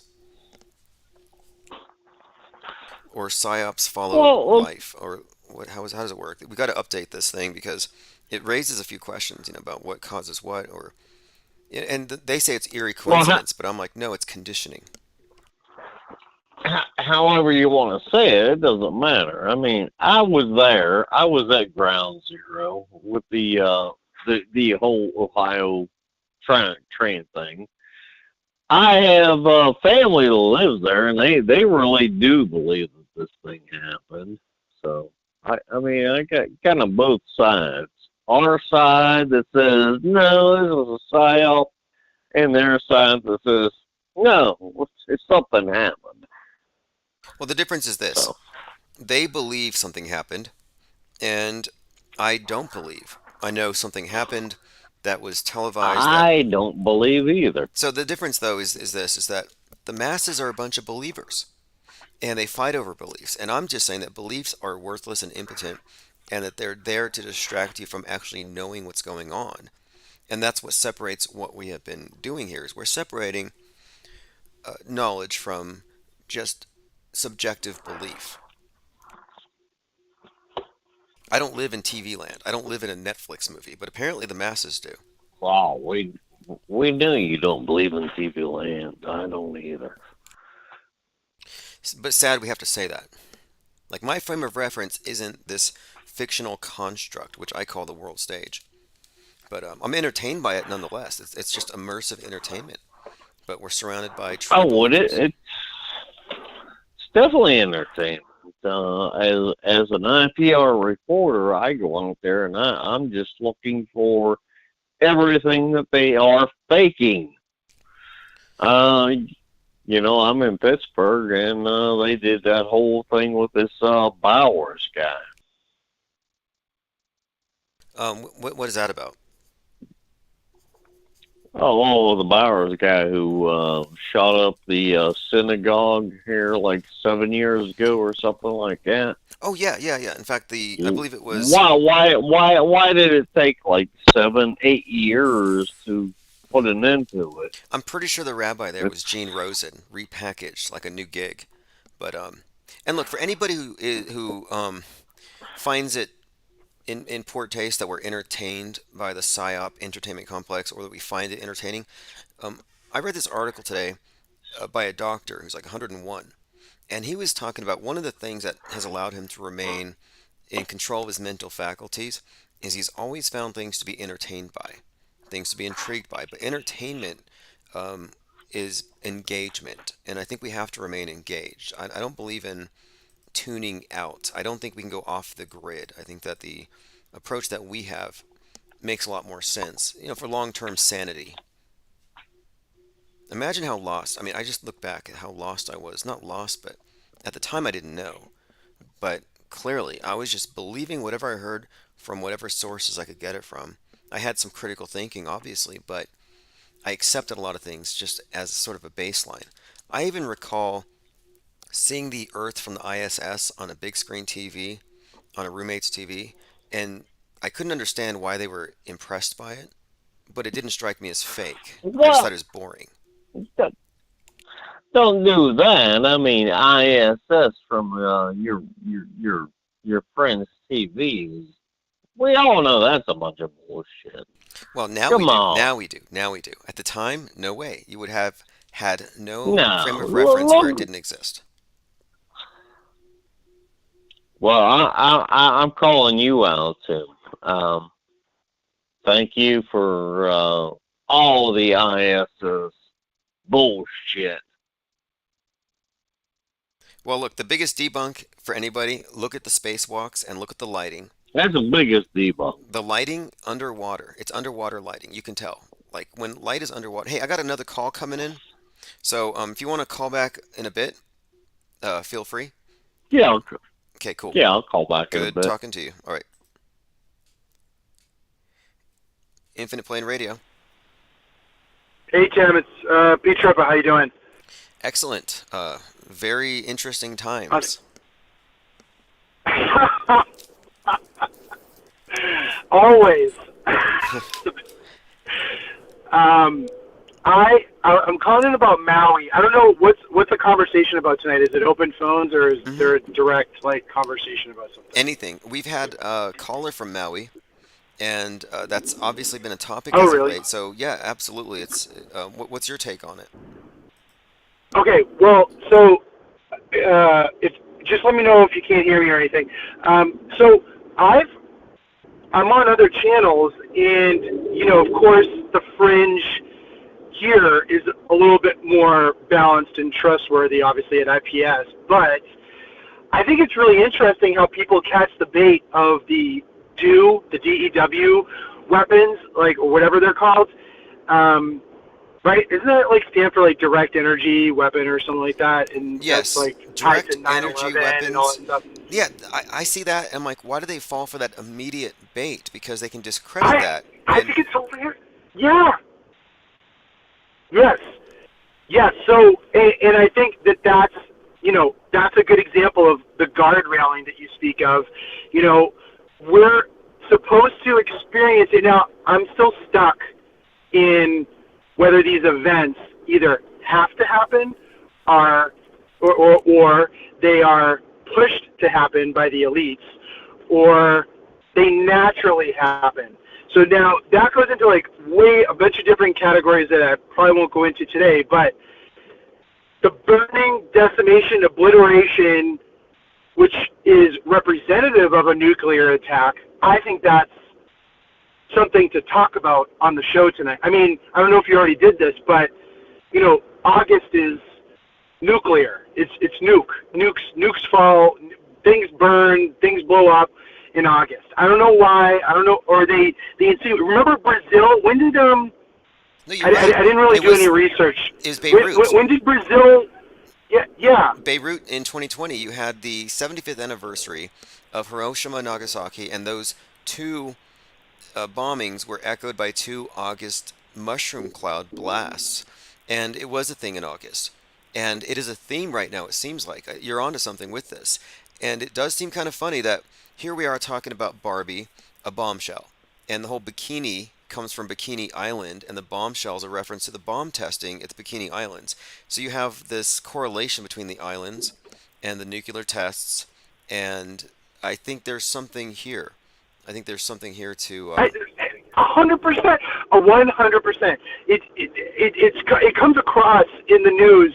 You know, here in New England, it's like, oh, you know, it's so far away, no one really feels, you know, the pain of it. You know, so I'm sure other people experience it that way too. You know, I don't really know anyone in Maui per se, so to many people, it's quote just a fire. Right? I'm pretty sure it's similar to what other people may have felt like during World War II. It's just, all right, maybe that I'm kind of saying too much there, but like, you know what I mean? Like, Well, here's something like, too. okay, yeah, a bomb fell. You know what I mean? One of the main culprits, and I predicted this before I even opened up any of the articles, is that they're going to use this to blame climate change. And the reason why climate change is significant here is, like the nukes, it represents a global threat that requires a global solution. So I would think, from the Metascript perspective, it would make more sense to blame it on climate change than a nuke. Because if somebody's nuking everybody, they take that person out. But if climate change is happening, we have to solve climate change. So maybe they decided this makes more sense. I mean, in the state of Massachusetts, I mean, there's a lot of hypnotized, mesmerized people here. There are some people who get it a little bit, but it's tough, you know, because everyone's pigeonholed into the two sides. You know, you're either red or you're blue or whatever. So they don't think that there's another way out of the rabbit hole. This concept of climate change is pervasive. It's catching on so much here that I've never heard people say, "Oh, Biden's done so much for this climate change than any other." I'm like, wait a second. Let's bring what president has ever done anything? Like, it's so, I don't know, just to take a political stance on anything related to climate change, it's so immeasurable. I went to school for physics. It's so that's not a great example, but it's like that. I'm just saying it's so impossible. It's so difficult. I'll just say it this way. It's so difficult to measure how one cow fart can measure, can influence, a whole it can drown a polar bear. It can cause an ice cap. Right. It's the melting of the ice caps caused by this. And ultimately, Right. though, it's blaming capitalism. But I think what you're bringing up here is that you have the idea of science, where you can attach it to facts, and then you have this, where they put the burden on you. The onus is on you to believe it, and then to get appropriately angry. And if you don't believe it, they get mad at you.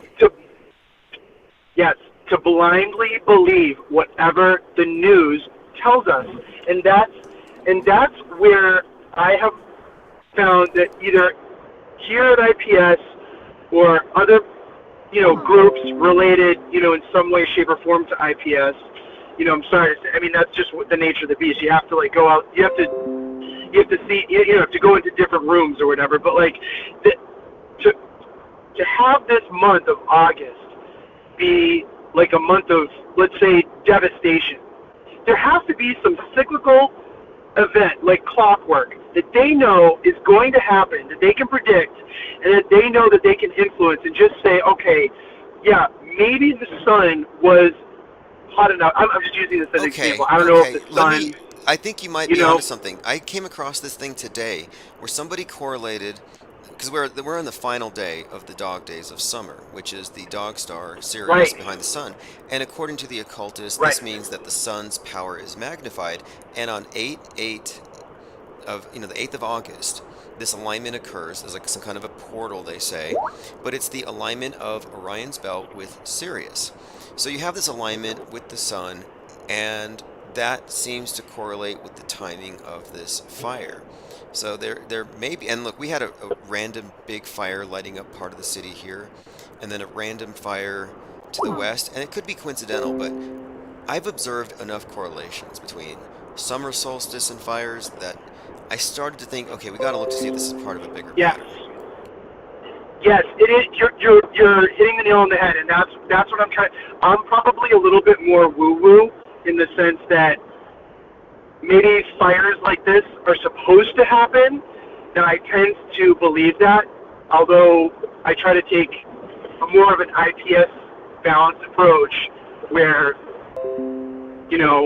whatever. But I want to believe that they're supposed to happen, right? And that's where the elites become, and this is where I'm calling myself out. I'm a little bit glowy in this respect. Like, I think that they are the good guys in the sense that they can't let us know the true nature of where we are, who we are, and why we're here. But they can lie to us just enough. It's like a parent with their children. Like, you just don't want to tell them that Santa Claus is fake, And I'm taking this quite quite seriously, actually, Tim. And I'm saying, like, I think the elites really do know. Maybe not.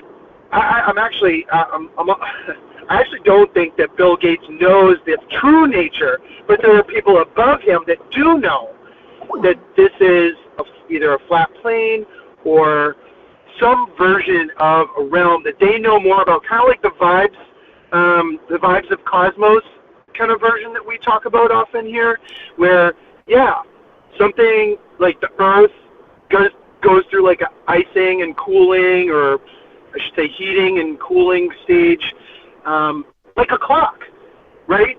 But I think that these things are supposed to happen at a specific time of year, and they know it.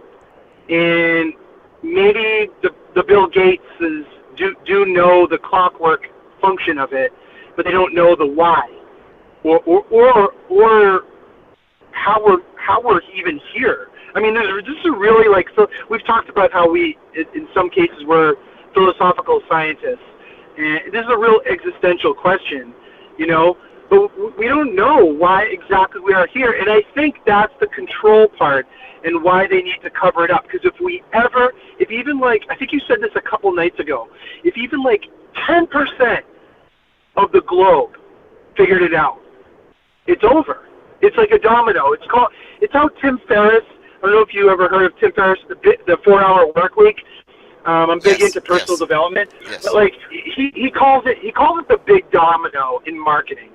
You just tell your followers or your whatever, just your big. Once you figure out the big domino, the rest of the dominoes they fall right in place, or they're just irrelevant.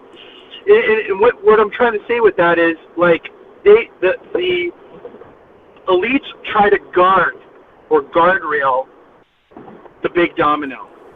The second people start searching, I mean, I'm a little iffy on the dome concept. I'm a little bit on your side with the infinite plane. I think that's a good open notebook kind of way to, but who's to say that, like, what happened in Maui is what the concept of obliteration or fire and brimstone that's supposed to happen at this time of year? Who's to say? Okay, look, this is intriguing to me. I mean, Yeah. I remember It's a lie. Okay, November 3rd, 2019, 3,000 of us live were watching Seattle because we were convinced that they were going to, based on predicted programming, blow up the Space Needle. Didn't happen, we were watching, but at the same time, there was a big Space Needle in Turkey that mysteriously blew up. And we were like, okay, do they have like a set date for things to happen? And we spoiled this particular one. It just got me thinking about this. And I have noticed that you will find a lot of the big psychological operations, the big sporting events, actually comport with these older religious calendars that are based on the movements of the sun and the period of time of the year that we're at. Like, not a coincidence that that submersible drama happened as we entered into Cancer and we hit the summer solstice. So yeah, they're definitely timing psychodramas and major events, even fires, to go along with what I would consider to be pagan holidays. And so what I think there's a correlation here, Wow. but why are they doing it? And this is what I'm pointing out is like, okay, they're doing it based on the same calendar, but why? And that's a good question. Are they is this it's fascinating to me. I don't have all the answers, but I think it's an old system. Well, on a smaller scale, a lot of those things like the turkey, explosion, that there was a fringe story related to that back when it happened that it uncovered some underground tunnels. Now, that could be mud flood theory. That could be, or I should say human trafficking kind of stuff, It could be because they did talk about a lot of those things. If you have your finger on the pulse and you start seeing this stuff, it almost like kind of rhymes every year. And after, for me, year 3, it doesn't even faze me, So the clockwork part, I think we need to nail that down. Someone in the chat, in the Discord or the Gilded has, it's either you or someone else, has really ironed out a lot of the calendar, events. But it's still, I think the elite still manipulate it, So I mean, it's good. It's good to be aware of that, What do you think of my concept that the nuclear bomb, because I don't believe these exist in the way they describe them, but what do you think about my idea that the introduction of this mega weapon reset geopolitics and it gave the power elite total control over our collective worldview? That they blew up objective reality. They literally destroyed our reality at every level with the fake bomb for all In intents what and way? purposes. Well, What, through the movies, or no, what do you mean? yeah, well, by convincing us that it's real, by faking it convincingly, they managed to use that to put everybody into a collective hostage situation, like the Cold War or the nuclear Right. threat. It's already believable. It's already happened. Millions of people have either died or have been injured.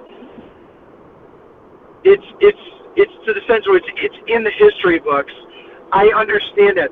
It's so tough to remove to unplug. I mean, it's almost like we're using like we're pigeonholed to use like matrix terminology, but I hate that now. But to really like remove our thinking from that idea or concept that almost nearly all historical events or some version of them have been lied to us, like the Hiroshima bombings, Nagasaki, whatever it is, 9/11, as fake planes, like, no, we're good. People cannot, to be removed from that, you really have to understand that Santa isn't fake. You really have to say, okay, it's not just Santa. It's literally everything. Everything that we've been told to is a lie, and now we have to kind of go into the existential is why. And that's where, I don't know, when it comes to what you were just saying about like the burning or the timing and whatever, you're right. It's like, I don't know, it's like they have to match up their actions with the clock or the timing just to appeal to a higher power or what? I don't know. I have no clue. I mean, I have an idea, but My idea it's not the point where my best guess, I'll say, is based on looking at the theory and practice of magic in the microcosm, because it seems that it's working on a mass scale. And the theory of it in the microcosm is that the magician or the priest or whatever is for the context of the ritual. They are turning the ritual chamber itself into a microcosm of the universe, where they are the sun and the moon. Or so basically, you're talking about this idea of sympathetic magic, where they're imitating on Earth what's happening up above, and in doing so, it supposedly gives them power to influence what's to come. And that every person in the room is like a battery, adding a little more power to this overall ritual. And based on my reading on it, the people who are merely batteries don't have to know the meaning of what's spoken or the symbols. So, in other words, we may be looking at what you would term, I think, sympathetic magic, and that we may be looking at actual magical rituals performed in public for the sole purpose of directing our co-creative capacities as sentient beings in a universe that is somehow malleable to human consciousness and steer it towards their model. In other words, a reality monopoly, a monopoly on creation. I mean, that's one possible So, explanation. If so with that in mind, Tim, why would they release, for instance, artificial intelligence into that mass, which you just spoke about? Why would they, because that is another magical thing. I mean, it's a powerful tool, yes. We use it in art, science, math, marketing, copywriting. It's huge. But in essence, it's a tool, and it's like a magic wand. It literally is a very powerful magical tool where I'm convinced that, I don't know, that the whole artificial intelligence concept is, I want to say it's not real, or if it is truly something that's a powerful engine, that it has been around for quite some time. Meaning two things: that it is either a natural occurrence, that people naturally, like, because you ever had that moment where you think of the same thing as like your best friend or something like that, or you say the same words at the same time, sure, I've had like finish each other's sentences. yes, You know, premonitions or intuitions with other people. That's how quick. Yeah, that's how quick artificial intelligence is like operating. It's weird. It's like finishing our sentences, and I think it's two things. It's either like man-made thing, like whatever, or it's like a natural, intuitive, like actual occurrence. Whether it's the silicone operating, the chips like operating at maximum capacity. I mean, it's so bizarre. It throws me for a loop sometimes, and I'm not sure if I've ever seen something like that in the Gilded chat or the Discord chat, but it's something that I think we need to ask ourselves. I kind of think whether this, yeah. Go ahead. like, okay, well, we're in this new paradigm, right? They've given us a new God construct, a new devil for the atheists, even, with aliens being angels, all these replacements, and the only thing that seems to be missing is a God, like an actual, maybe even like a sentience that you can pray to. And I kind of think that maybe they're conditioning us for the introduction of what we accept to be a new higher power, objective authority, a super, like, in other words, I think that they may give us a fake God in the form of fake AI that they control. Or steer us away from. Well, all right. I'll say I'm on the fence about religion and spiritualism. I want to believe, like X-Files. I want to believe. Let's just say the concept of a higher power, or like a bigger machine. That's entirely possible. I mean, I don't know. Like, it's still possible to me, at least. I think there's something there that they are able to manipulate, and that. All right, I'm a broken record at this point, but they are steering us. I think there's definitely. I agree with you. They're steering us away from even questioning or believing a God, and even less so, you mentioned and less before. So ourselves. But, like, look, I just watched Newsbenders, and this made me think about what you had mentioned this before, because you had suggested that maybe there's some kind of supercomputer, and I just wrote that off as, okay, no way. Now, Newsbenders says that their news stories that they use to bend our reality are ultimately written by some super intelligent computer. And that's a fascinating idea there, because it means that the authority above the people that are falsifying our worldview, our construct that we live in, that it's not even human, in other words. Right. Yeah. You're right. We can't. We're supposed to believe that it's a power thing. Like to believe that we don't have the power within ourselves to create a better life for ourselves. Like we have to either. It's all on the surface level, by the way, they use this with the red versus blue, liberal versus conservative kind of stuff too. But on our level, we know that they are control. As long as they control the power, we'll always think that we're out of control. I don't know how else to say it, but it's like we're not convinced that we can change our future, or influence our future, or make better our own future. A lot of people wallow in the climate. We brought up climate change already in this conversation. Who's to say that we ourselves can't influence our own weather patterns? It's like, oh, I like rainy days, or I like really hot 110 days. I know that sounds weird, but I don't know. Some days, if it's really nice and dry and hot, that's not that bad. You know what I mean? So it's what you make of it. And when they take that away from you, it's like, okay, they just change the coloring on the weather board, and instead of, in 2000, the year 2000, it could be like, oh, the temperature is 80 and it looks like it's beautiful out. But now they'll show the weather is like 80 or 85, and it's like all red on the, the news channel. Like, oh my God, it's like really red. All you do is tweak the danger level, and it makes us feel like we're really in a bad spot and we're always trapped. When really, I don't know, maybe this is another thing. It's like I think we have a lot of influence on our own lives. We can change a lot about who we are.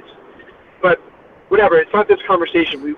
But when it comes to the marketing aspect of it and the propaganda, they really are fucking with us. And I think if we only knew, if more than 5% or more than 10% of us knew, and just all the dominoes would just fall, we'd just be fast. I call this the lie world order, because whatever it is, the answers aren't going to be found in the container they put us in. Right. And they know what's going on, and they lie, so we are in a world of lies. And so the answers aren't going to be in this narrow frame of reference, and it's going to be found in the areas that they consider to be out of bounds. And so you have to have this, what I consider to be the only authentic overview effect, what the astronauts fake to have, is the perspective that you have when you recognize that the collective consensus worldview is a very filtered interpretation of reality. It's not just on the level of opinions, but it's about cosmography, cosmogony. Can we lean into the astronaut concept for a second because you brought something up a couple nights ago? Levitation. I said the astronauts are levitating like the early Christian saints would, and that it's just a reintroduction of an old miracle, that they're elevated, they're high priests, and they can see God. We can't, but they can tell us what God looks like, and it's round and blue. Right. You were talking a few nights ago how billionaires and everyone this is. There was one sentence where either it was from a news article that you were reporting on, or maybe it was your own opinion, but it was to go to space was the most highest form of what I read. Didn't you mention something like that? I think it was Was it the article I was referencing where this individual was explaining that the highest secret of masonry is space travel, and that you have to go Mach 33. That's why it's 33 degrees, because that's what I was coming across the other night, and it was like, wow, this is heavy, that it's literally 33 times the speed of sound to escape Earth's gravity, to escape this realm, or to transcend. It's Mach 33. It's poetic, but it's inculcated into NASA's rituals. Yes. I think one of the people on the Gilded or Discord broke down all the numbers recently, within the last week, of all the numbers related. It might have even been you, Tim, that broke down all the numbers relating to space, taking off, speed or whatever, and like how, every single number of every single aspect of it is related to some sort of Masonic, I don't know what you say, but it fascinated me. I mean, there's a lot of us that just read, and I know we're not like responding a lot, but man, I encourage everyone here, if you could spend 1 week just reading through the Gilded or the Discord conversations, it would blow your mind. It would just blow your mind. Okay, let's do this It then. was because you learn. Tomorrow, for Infinite Plane Saturn Day, I'll scroll up like 3 days back in the Gilded, and we'll just scroll down and read it, because I think you're right. Oh my God. Because there's a lot of people who are just reading and sometimes emoting, but we are pooling together our best intel on these topics that are somewhat obscure, and we're finding some fascinating things, and I'm always looking for sources outside of our own think tank. That's why I cited the secretsun.blogspot today. I think it's important. We want to enlarge the pool of researchers. Yeah. Oh yeah, for sure. Yeah. No, there's been some smaller stories. I think, what was that fight? All right, this is my last thought, and I promise I'll go. There was a fight that we were kind of highlighting within the conversation recently. Did you break that down at all today? Because you don't have to, but like, do you remember what I'm talking about? It was like in Missouri, Alabama, and Alabama. yeah. I was immediately I made these connections with okay, so the guy with the chair hitting people, they called him Chairman.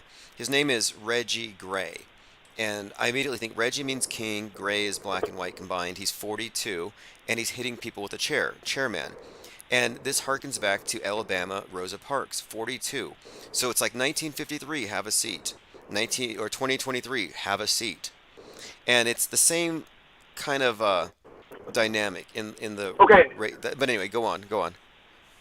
Okay, no, I have to pause you. Forgive me for interrupting you, but this is a concept I hope more people embrace, is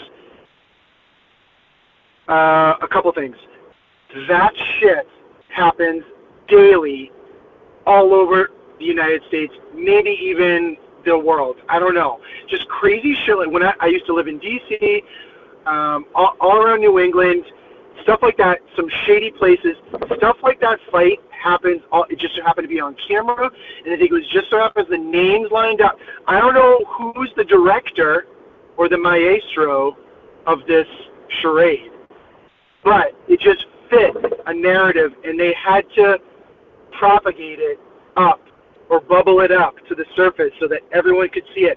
And I don't know why that part, but that's a part of the IPS that I think we zero in on some of these events when we don't even really have to. It's almost like like it's too much energy, because it could be anywhere.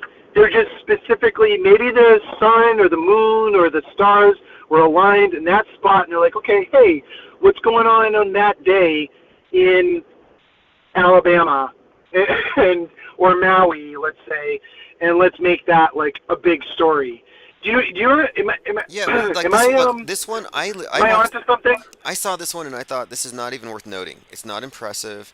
I don't know why anybody cares. Yeah. I ignored it, but then someone said, look, Trump was just there on 8/4 in Alabama, and he said they're ready to fight, you'll see.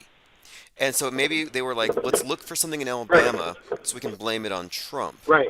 And this came up conveniently. But then the guy's name, Chase Shipman, made me give it a second look.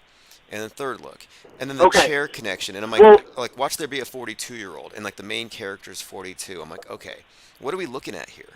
Okay. Right. But Tim, I want to give the other alternative viewpoint that I was trying to convey, which is, I think, oh my gosh, now I'm like, I can go in so many different directions. But I think that it's also good to analyze these small-scale events because they are happening according to the clockwork anyways. Remember, I'm going back to what's supposed to happen, right, just in general in the realm. Now, I'm going to give a backup example. A few weeks, maybe 3 weeks ago, there was like a big fake story which it at the beginning, in the Boston area. So I'm in New England. I'm in Boston. At the beginning, it seemed real. It was a police officer or a kid or someone found a boa constrictor, right? Small story. No one gives a F. And it became like a big story because what the hell is a boa constrictor loose in the neighborhood in the Boston area? It just made no sense. Well, it turns out days go by, people are concerned about it. Oh my God, is there a boa constrictor in my backyard? Whatever. It turns out to be fake. Okay?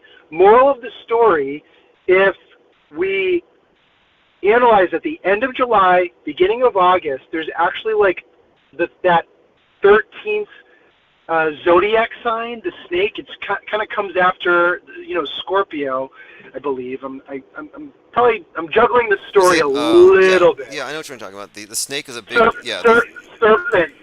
It's called serpent or serpentine, zodiac. It was denoted by NASA as the 13th zodiac. It only really shows up between I don't know, someone else in the chat is going to know. I think it's there's a bunch of guys in the chat that know this stuff better than I do, but I think it's a zodiac that occurs in between November and December or somewhere around that time. But the zodiac sign itself is kind of like in a certain position in the sky between the end of July and beginning of August kind of deal. So I think they do these small stories and propagate, they bubble them up to the surface to, all hail like a certain either zodiac sign or... Okay, I get what you're saying. Let's look at New Year's. I talk about New Year's all the time. Yeah. Where it just happens to be that New Year's, Sirius reaches its highest point at midnight, and then it falls the rest of the year. And so you can look at it as on New Year's, the world, Times Square, New Year begins, and we're all looking at the ball dropping. And I'm like, this is what it's about. And then you can find other New Year's based on Sirius. The New Year is based on Sirius rising, for example. Mm-hmm. Yes. All right. Good. I'm glad. So that's what I'm saying in the dichotomy. Like, yes, sure, some of the big events may be related to presidential stuff. I don't know. I'm not going to say anything. But some of the bigger stuff, sure, it has to be some larger story that's interwoven through time. It's a thread, right, that's interwoven through all the zodiac, or it's the pattern that we're able to see easily. But maybe some of the local events are something a little bit less severe or less important, but still play a part in the convincing and propaganda role that if we don't believe this now, then, we may never believe it.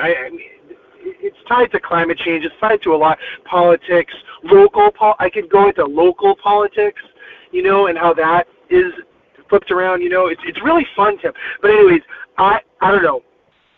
Have I digressed enough tonight or what? No, this is great. I feel like this is too much. No, too much. We're reverse engineering, not just the theater of Psywar, but the strange supernatural or occult underpinnings of it all. And what does it mean about us? Yeah. What is our role in it? And it brings up the question of what is termed magic, and if real, what are they doing with it? And it raises all these questions. And I'm not really a new ager or whatever, but I'm just trying to study the meaning of all this stuff. And you can't separate the politics from the sorceress anymore, like what James Downing said. True. We have to nail this down. You're doing a great. I'll say, in general, like I think the group. Well, I'll put it that way. Like the Gilded and the Discord, we are like, there's some good conversations, and better than other rooms, I'll say, better than other chat rooms, where we understand that we can be played in any level of this Grand Theft Auto game this sandbox that we're trapped in. So I think, when it comes to reverse engineering, like the news and all that stuff, I think that's like super, super important.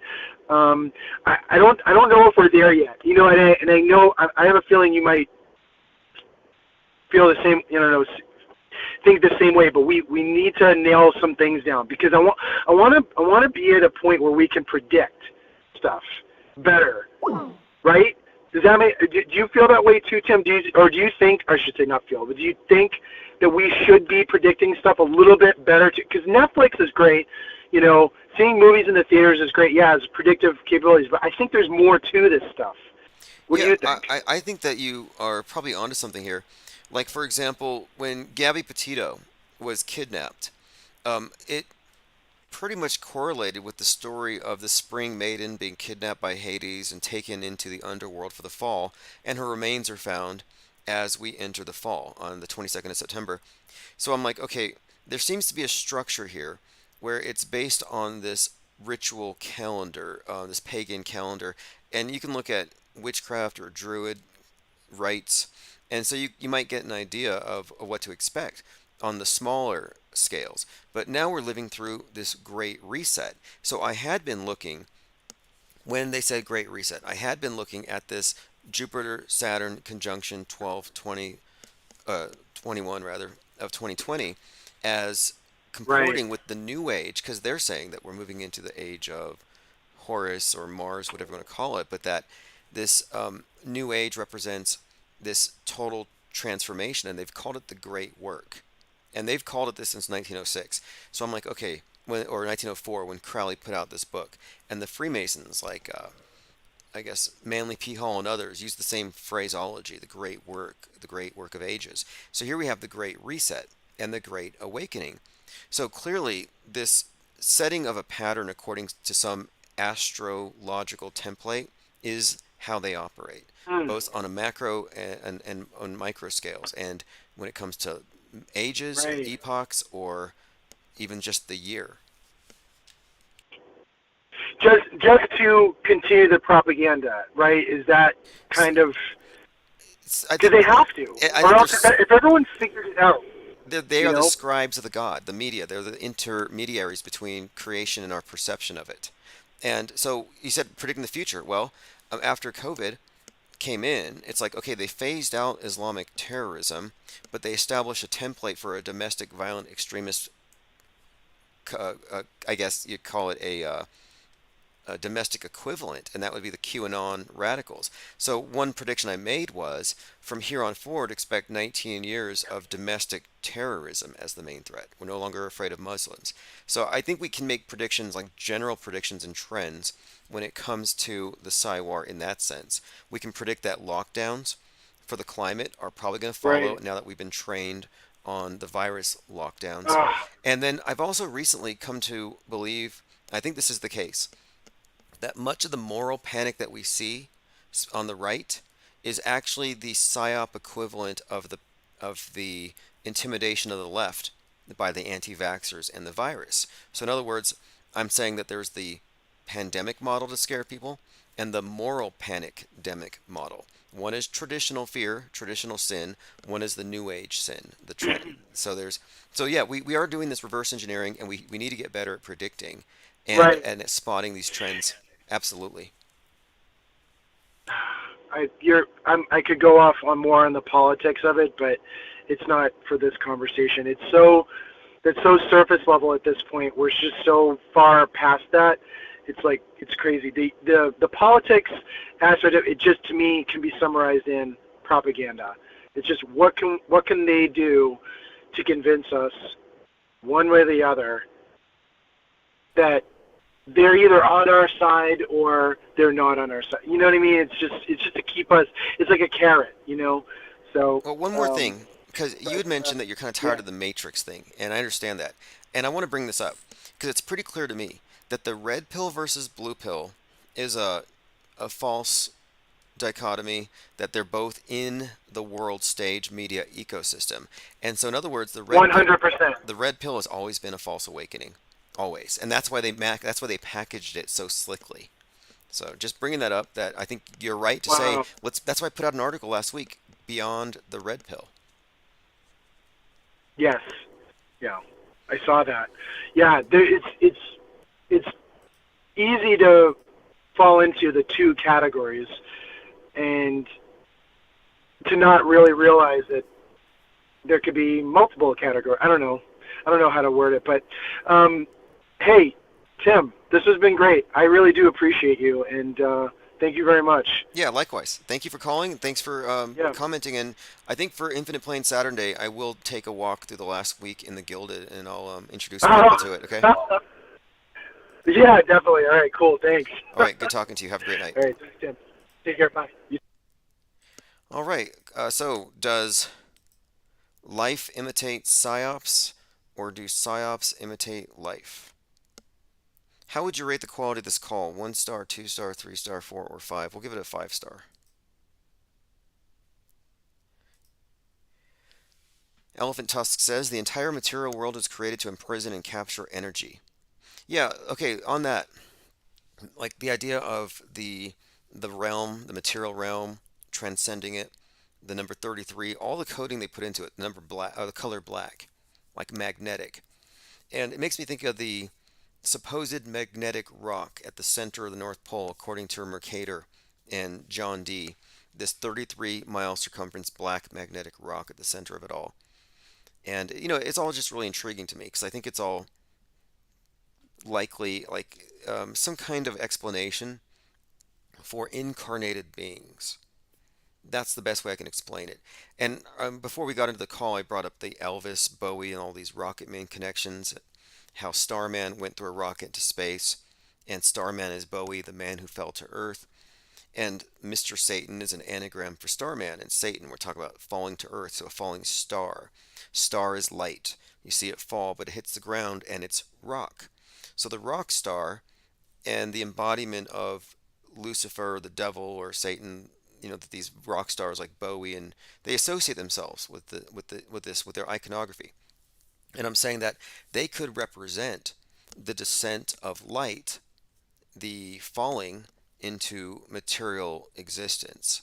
So the rock star, or the meteor, which is the center of worship at the Kaaba with the cube, or the movie we recently watched, Asteroid City. I've been talking about how it's all about the asteroid, and the alien comes back down to get this meteor, Asteroid City. Well, the light from the sky that they're looking at, it comes down and it's an alien. I think it's all somehow allegory for incarnation and transcendence, and it's encoded into the numbers 42 and 33, and it's all just intriguing to me. I mean, why are these things relevant? Well, you tell me. They put it in all the movies. I was in film studies. I was like, let me go watch The Truman Show, and I'm just blown away by the obvious symbolic meaning to the dog star falling and precipitating an awakening from this false man into becoming a true man, and the layers of meaning encoded into movies. It was kind of eye-opening. So whatever this place is, there are roadmaps that show the way out, if that's what it's pointing to. Or it's pointing to some kind of esoteric system for understanding this realm. But whatever it is, it's truth in plain sight that they hoard. And so we talk about the monopoly, the monocult, the cult of the monolith, and the monopoly on media, the monopoly on world view formation, and possibly a monopoly on reality influence. Or I mean, I'm not, like I said, I'm not engaging in magical thinking as a thing I'm advocating, but they seem to operate on that premise. Why else would they be super obsessed with having everybody's gaze focused on the black cube, your iPhone? Okay, let's see here. Going through your comments. Lots of popcorn. Okay, let's go ahead and get back on some of these notes that we were on. Skill says, are you chasing rainbows or are they chasing you? Now, I'm glad you brought up rainbows because we're talking about the numbers and everything. And the rainbow, isn't that, it's something like 42 degrees with rainbows. The angle of deviation between the incoming light rays from the sun and the refracted rays directed to the observer eye is 42 degrees for the red light. I've seen that number associated with 42. How rainbows form, the rainbow angle, 42 degrees. And I'm just bringing this up because in the I've read some mythology in some certain African traditions. I don't know if Voodoo Pantheon is a book I read, Serpent and the Rainbow. But anyway, it described how the gods descend to earth on the rainbow. And so the gods in this context, like the seven African powers or seven principal deities, and then you have the rainbow, and of course the colors of the rainbow and light. So all the elements here of light descending to earth and 42 still kind of line up with the meaning of that number. And I really feel like we've been vindicated with this recent bit of info about the Mach 33 as the escape velocity. Infinite Plane Trotter says rainbow is symbolic for Lucifer. Well, that would make sense. You're talking about light ultimately, and he's their god of light. And Kenneth Anger, the filmmaker who was a huge part of the Satanic Church and had some fascinating connections, disturbing connections with Alfred Kinsey, he often spoke about how in this new age our religion is being. He wrote Hollywood Babylon and knew what Hollywood meant and movie magic. And he said that the god of movie magic, if there is a saint of cinema, he said it'd be Lucifer in light.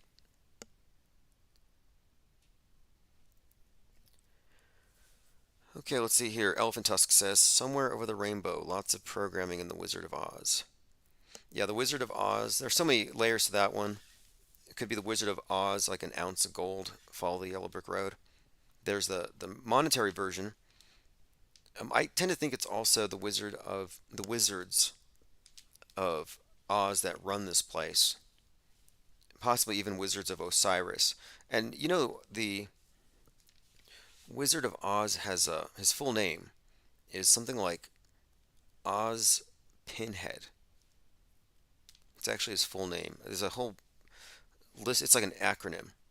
But there are some fascinating layers we can go into with this. But the main thing is this. The Wizard of Oz is a hologram, and it's rumor, and it's a psyop that he is a wizard at all. And it's very disappointing to find out that he's just some old dude behind a curtain. And I think that explains more about this world. Like a lot of people want to say predictive programming is the wizards telling us what they're going to do before they do it so they can be absolved from karma. I hear this and I really try to I veer away from any attempt to mystify predictive programming, to treat the Wizard of Oz like the real thing, like he's a wizard. Cope says there's a new Wizard of Oz coming out in 2024 called Wicked. Well, okay, another thing that's significant here, I think, is the Seattle is the Emerald City, and Seattle figures prominently in a lot of predictive programming. In fact, the band World Order, I think it's a Japanese boy band, they put out a song called "Let's Start World War III," released on 3/11, 2018, and it takes place in Seattle, and they actually pantomime an assassination of Trump. So it's another one of these videos that suggests that World War III is going to start in Seattle, which was why on the eve of 3/11/2020 I said, hey, World War III is going to start tomorrow in Seattle, which it did. Ground Zero was in Seattle. Copaesthetic says the new version will have the Wicked Witch as the good guy. Okay, I think that story Wicked used to be a play, and they put her, is it Elphaba, in a more sympathetic light. Makes perfect sense. Now, there's something about Dorothy worth mentioning. Dorothy and Dolores Hayes from Lolita, and this archetype of the sort of like an initiate in a way, like the fool on the fool's journey with the dog. But the character Dorothy is reflected in a few other movies. Like I even think Westworld, the main character in Westworld, who is like Persephone, who gets taken into the underworld, is another version of Dorothy. Dorothy's kind of a Persephone, where Oz is like the underworld, and the Wizard of Oz would be Hades, and he's kidnapped her for a time. Like I think there's a layer to that character. And again, Lolita, Dolores Hayes. We're talking about Also, interestingly, the character from Westworld, who I think represents Dorothy, she played Lolita in a music video called Heart Shaped Glasses, a Marilyn Manson video. Anyway, these are just other archetypes to look at, and this is a reoccurring theme. I'm not surprised they're bringing it back out. Intergenerational mind control. They got to bring out the same characters. Elephant Tusk said, I'd like to do a deep dive on the dark side of the moon as well. Yeah, we'll have to go through a lot of the music. We always talk about the movies, and the music is a huge part of it. Like, for example, David Bowie and his musical catalog corresponded to our progress into the space age. He played Space Oddity, corresponded to Space Odyssey. The name David Bowie corresponds to David Bowman in Space Odyssey, the guy who merges with the monolith. And we've already done that. But the idea here in that one is HAL 9000, and it's the all-seeing lens of the AI that basically Skynet or Otto in Wall-E. But a lot of ideas were introduced in that. But David Bowie's music has corresponded with moving into the space age. And specifically, I think Starman, which is a song that prophesizes this savior from space who would obviously save us from climate change. It's always to save man from man. But we'll do a lot of music decodes because some of these actors, or sorry, these musicians are carriers of propaganda just as much as these actors are.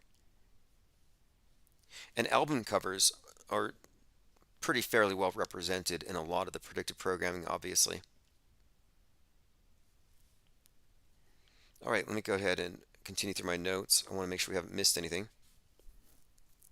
We were talking about the Rocket Man and all these January 8th birthdays and the connection between Bowie and Elvis by the birthday and the Black Star.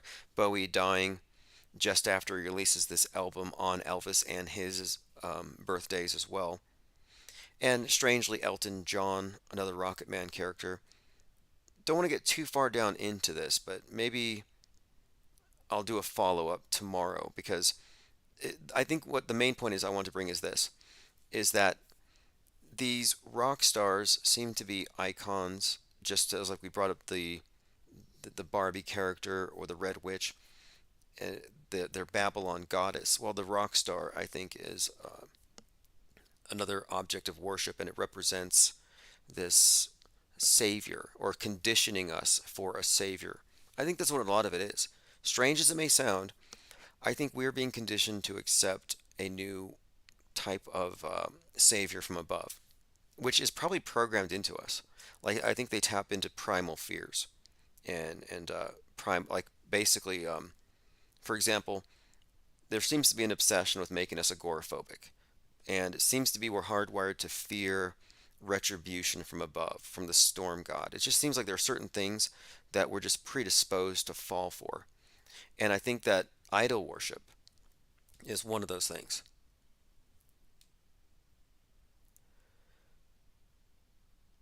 Okay, I'm going through some comments here. Elephant Tusk says Judy Garland was a major victim of monarch programming. Yeah, if you read that book by Fritz Brickmeyer about the formula to create a totally undetectable Illuminati mind-controlled slave, great reading. But he has all these codes, and like these are the codes they use to activate the mind-controlled victims. But he suggested that Alice in Wonderland and Wizard of Oz are hugely represented in mind control. And I have a few thoughts on MK Ultra, and I'm glad you brought that up. Because if you think about it, the idea of Mind Control Ultra or MK Ultra is that you have a mind control victim, like a celebrity, who's got multiple personalities, and they have a handler or a programmer. So the programmer programs these mind controlled slaves to do all kinds of things. And these mind controlled victims are very capable of representing different personalities and they're compartmentalized, we're told. But I think that might be misinformation. I think that the MK Ultra story might be there to cover up something else, like crisis actors and handlers or the shadowy people. Like I think there might be instead of mind control handlers, maybe these are the people with the scripts. Maybe we're looking at MK Ultra as misdirection from crisis actors and manufactured fake news. I don't know, but I tend to think that MK Ultra is kind of like a misdirection, sort of like cloning. Cloning, the idea of a clone is kind of science fiction, but behind it, there's the reality of hyper realistic synthetic masks that they've been using for 40 years. So I don't know. Anyway, I'm just bringing it up that the book on it has a lot of significance placed on Alice in Wonderland and Wizard of Oz, which makes a lot of sense weirdly. Like, for example, Alice in Wonderland is also a similar story of somebody going into an underworld. And in that case, it's the Mad Hatter who would represent Hades. And she, Persephone in the underworld for a time. Alice in Wonderland, weirdly enough, is also used in Scientology training. I know it doesn't make any sense, but they have these training drills they do when you first get in, where you read random passages from Alice in Wonderland again and again and again in different tones of voice. You can read about these training rituals they do. Kind of peculiar. When I was investigating it, I thought that is kind of strange. I had read about Alice in Wonderland and mind control. Then you have Alice in Wonderland in every Scientology training room. Then you have Alice as the name of Tom Cruise's wife in Eyes Wide Shut, who seems to be mind controlled.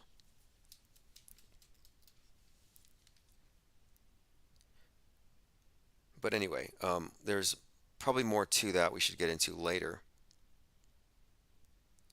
Skill says trauma-based mind control is not new. Shattering the mind into alters has been going on for as far back as known. See, this is the thing I'm wondering though, is are we looking at mind-controlled victims or actors, people playing roles? Like for example, let's just take for example David Hogg. He's playing a role. He's an actor, and this act is something that is taken to be reality by all the people who don't know how crisis actors can be infiltrated into our reality. But I wouldn't say that he's been shattered mentally and that he's been given a programmed personality. No, I think that he's just an actor, and that his handler isn't a mind controller, but the guy that, is essentially a director. Like the relationship between a director and an actor might be the real relationship we're seeing between handlers and programmed MK Ultra multiples. Dinah South says the area of CERN is called Alice. Oh yeah, and the drill that they use to do the tunnels underground is also called the Alice drills, like the bore the boring drill that Musk uses, for example. Alice, which is fascinating for a few reasons, because you've got the Alice in Wonderland and the tunnel connection. So the Alice tunnel boring machine. And they say it's not because of Alice in Wonderland, it's because of somebody named Alice, so they say. The Alice tunnel boring machine to dig underground sections of the now this is fascinating. Now something else about this too. The mind control program they use in the hyper-realistic school shooting drills is called Alice. Alert, lockdown, inform, counter, evacuate. It's called the Alice drill, which, yeah, I mean, this to me is mind control, MK Ultra, trauma-induced mind control, where they use these lockdown drills to create a Stockholm Syndrome relationship between the students and the state. And they also convince them of these bowl cut shooters running amok, and it terrorizes them. So I think that's the definition of mind control as well. Something else too. The Alice in Wonderland syndrome. The Alice in Wonderland syndrome is a set of symptoms that have to do with an altering of body image size. You know how Alice shrinks and grows? An alteration of visual perception. So spatial distortions. Now, the Alice in Wonderland syndrome is a symptom of something called the Epstein-Barr virus. And this is a strange one. So, the Epstein-Barr virus is some kind of STD that causes you to have the Alice in Wonderland syndrome, where you have these weird spatial distortions and your relative size of things. Now, here's where it gets really weird. Jeffrey Epstein worked for a guy named Donald Barr, the father of A.G. Barr, and this is the former AG. Now, fascinatingly, Epstein worked for this guy, Barr, who wrote a book called Space Relations. Now, I was just talking about distorted spatial relations. Well, he wrote a book called Space Relations, and what is this about? It's about basically mind controlled. It's a science fiction book about teenagers transported to islands in space, little island planets, where they are enslaved by a bunch of perverts. So you have Epstein and Barr, and then you have the Epstein-Barr virus and the Alice in Wonderland syndrome, and this whole thing called space relations, which is they call it a gothic, what is it called? A gothic interplanetary tale. Anyway, it says here space relations saw increased public attention after Barr's former employee Jeffrey Epstein died in a cell. The conspiracy theorists have seen similarities between the violent sexual depictions in space relations and Epstein's trafficking activities. Again, these are connections. The same story, trafficking to islands. I mean, this is just unbelievable. It's pretty unsettling. Depictions of enslaved people, teenage girls, trafficked, coercive acts for the purposes of entertainment and controlled procreation. Now, what was Epstein about? Having like 50 babies. He brought people over for some kind of idea of like eugenics. Says these novels have a fixation on the sexualization of adolescents. Anyway, you get the point. Space relations, Epstein-Barr violence. Epstein-Barr virus, and then the Alice in Wonderland syndrome. All of it very weirdly connected.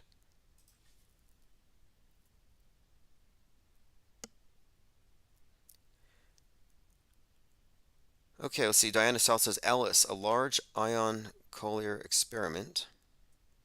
I noticed that the CERN has a bunch of weird Alice in Wonderland references, which really triggers the Mandela effect.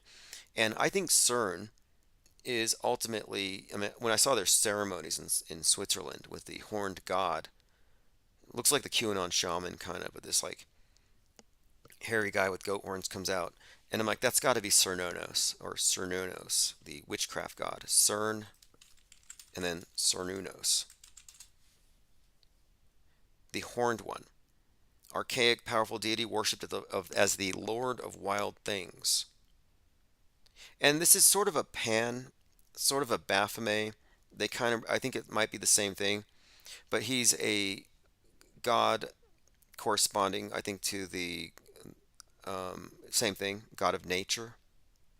But Cernunnos and CERN are probably the same thing. Like, they use science as a cover for basically Satan worship. Just to be, I'm not being specific in my terminology, but yeah, they're using the cover of experimenting with light as a cover for worshiping what is really they worship the god of light. I think that's all just a cover, like we've been talking about. Rockets are obelisks. That kind of sums it up. Let me play this clip here. Pretty entertaining. Lauren Witzke, Delaware GOP candidate in 2020. Fascinating Twitter account. Major league troll. She used to say she was a flat earther. And if you truly believe that Joe Biden, the president of the United States, took a real vaccine on live television after what happened to Tiffany. Well, anyway, I don't want to get suspended here, but basically she says it's the mark of the beast. This is another one. Unboxing Truth or Chicken Feed. Apparently, Hunter's laptop is a bestseller. You can buy it. It's 4,000 nude pictures of Hunter Biden. And here's an unboxing of Hunter Biden's laptop in print. I've got something awesome. Let's see what's in it. She's going to have a very, very Da-da-da. busy weekend. New giant stickers. Ooh. 4,000 nude pictures of Hunter Biden. And they feel like they're fighting the deep state. They feel like something. And this is a fascinating one, just bringing up AI one more time. Michael Flynn says that dark forces are using AI to rewrite the Bible. And this kind of ties into CERN and Mandela effect. And right now there is an effort by these dark forces that are in this valley, that we're in this valley with these dark forces, okay? And there's an effort to rewrite the Bible. Did you know that? Yep. Yeah, there is. And you know how they're going to do it? They're going to do it. They already started talking about this a couple weeks ago. They're going to do it using AI. Okay? And they're going to rewrite the Bible using AI. I mean, I don't know exactly what that means. I don't know. I mean, you have people who've made alterations, like the Jeffersonian Bible. I don't know what he's exactly talking about, unless somehow it's going to change in a way that I don't know what he means, to be quite honest. I really don't know what he means by that. Like, is the Mandela effect says the Bible's been changing already, which is a very controversial thing.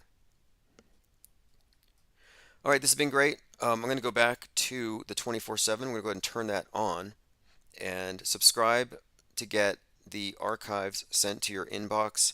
Thanks to all the chatters. Appreciate it. Thank you to all the callers as well. And tomorrow for Infinite Plane Saturday, I plan to do a walkthrough of the last week in the IPS Gilded Think Tank. All right, this is Chief Crow, Mask of the Beast. And then I'm going to turn this over momentarily.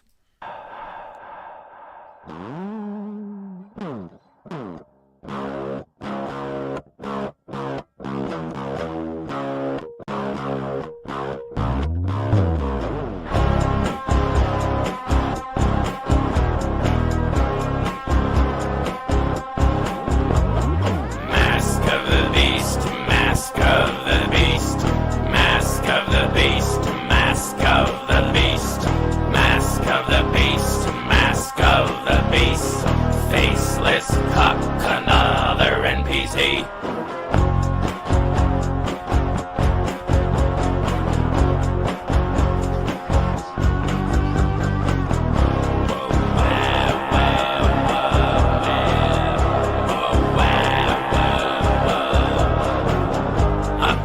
Uh-oh, I think they made a typo. Just like Tuttle Bottle, but the R is the S.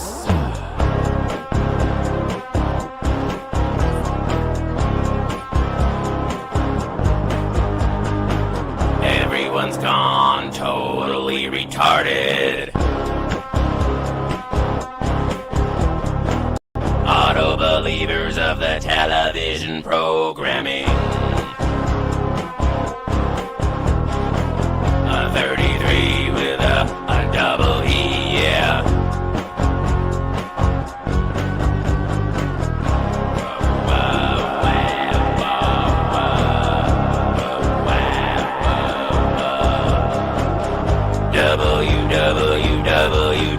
WWF. Now you're out of breath.